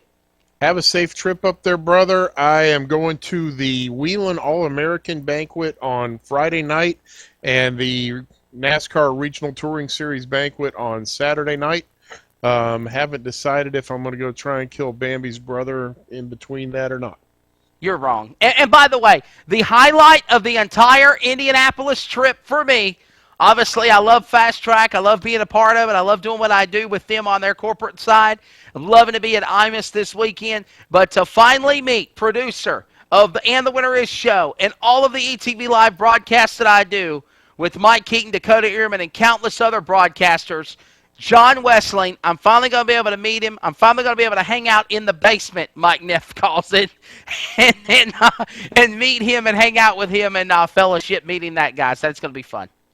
Good times. Get him to take you to St. Elmo's and buy you dinner. Do what? Get him to take you to St. Elmo's and buy you dinner. We might do that. Hey, Here's John. John's like, oh, hell no. I figured that'd bring him out of the woodwork. I think Wesley Outlet owes me dinner. Yeah, you're probably right on that. I'll get you a McDonald's burger, okay? Wait a minute. Let's take a vote. Who thinks Wesley Outlet should buy me dinner? Oh, I'm raising both hands on that. All right, 2 against 1. You lose, Wesley. Yeah, that sucks. Dakota Ehrman, back me up here. We just you gotta try it, brother. St. Elmo's is cool. They got a heck of a shrimp cocktail. Is it in the Indianapolis area where the IMA show is going to be? Right downtown. It's 2 blocks from the convention center. Hey, Dakota, you're from Indiana. You ever ate at St. Elmo's? No, sir. See, he's never been there. He don't know about it. He lives in Columbus. He don't get into the big city. Oh, Columbus. Yeah. They don't have. They don't have running. They don't even have indoor restrooms yet. I say they have running water, but they don't have indoor plumbing in Columbus. And by the way, I think we've got our show planned for next Monday night. Next Monday, it is going to be the first hour with Barry Braun talking about XN TV and the future of broadcasting on the internet, of broadcasting dirt races. And for hour number 2, John Wessling, if J.D. Webb's up for it, Dakota Earming, Mike Keaton, we are going to be in the box here, Mike Neff, and we are going to explain to you why sim racing is as popular as it is and why it is going to be a name for itself one day. What are you going to do, strap them to the table? You do that. Are you going to step up to the plate? We'll hear your side of things. I'll be glad to hang out with you and talk about your little game. Just don't diss my virtual race cars too much. Go ahead, Dakota. Don't diss my virtual race cars too much. I don't diss virtual race cars at all. As long as you acknowledge it's a game, I'm good with it. It's all It is good. not a game. It is a virtual simulation. iRacing Motorsports virtual simulation. I don't know many other games that pay out $10,500, but you know, it's just me. Exactly. Obviously, you've never been to Vegas. There's sports and games that pay out money like that all the time. Most of the time, they take your money, Mike. Well, that's true. Exactly. I'm sure there's a lot more guys losing money than making money at your $10,500 game. So we got our show planned out for next week. Mike Neff's going to try to go shoot Bambi. I'm going to go take John to St. Elmo's Fire and eat some shrimp or whatnot. And Dakota and I will be getting ready with Mike Keaton here coming up at 9:30, about an hour and 15 minutes from now, to drop the green flag for race number 2 of the Icebreaker Winter Series from Atlanta Motor Speedway. Always a pleasure, Mike Neff, having you on the show, even though you're mean and cynical and stuck up. It's all good, grouch brother. This time I always of year. have fun with it. Great job getting guests today since you did all the work. Hey, you're the racing devil. That's me. And I'm the ringmaster of motorsports, Wesley Outley, and you've been tuning in to And the Winner Is Motorsports Show, a production of the E2B Live Online Auto Sports Entertainment Network, solely for the private, non-commercial use for a listening audience. Any republication, reproduction of the accounts used in tonight's event without the express written consent of John Wessling, J.D. Webb of ETV Live, and Wesley Outley and Mike Neff is restricted and prohibited. God bless all of y'all. Merry Christmas. Happy holidays. Get that shopping done, as there's only 21 days till Christmas. You've been tuned in to And the Winner Is. Good night. God bless.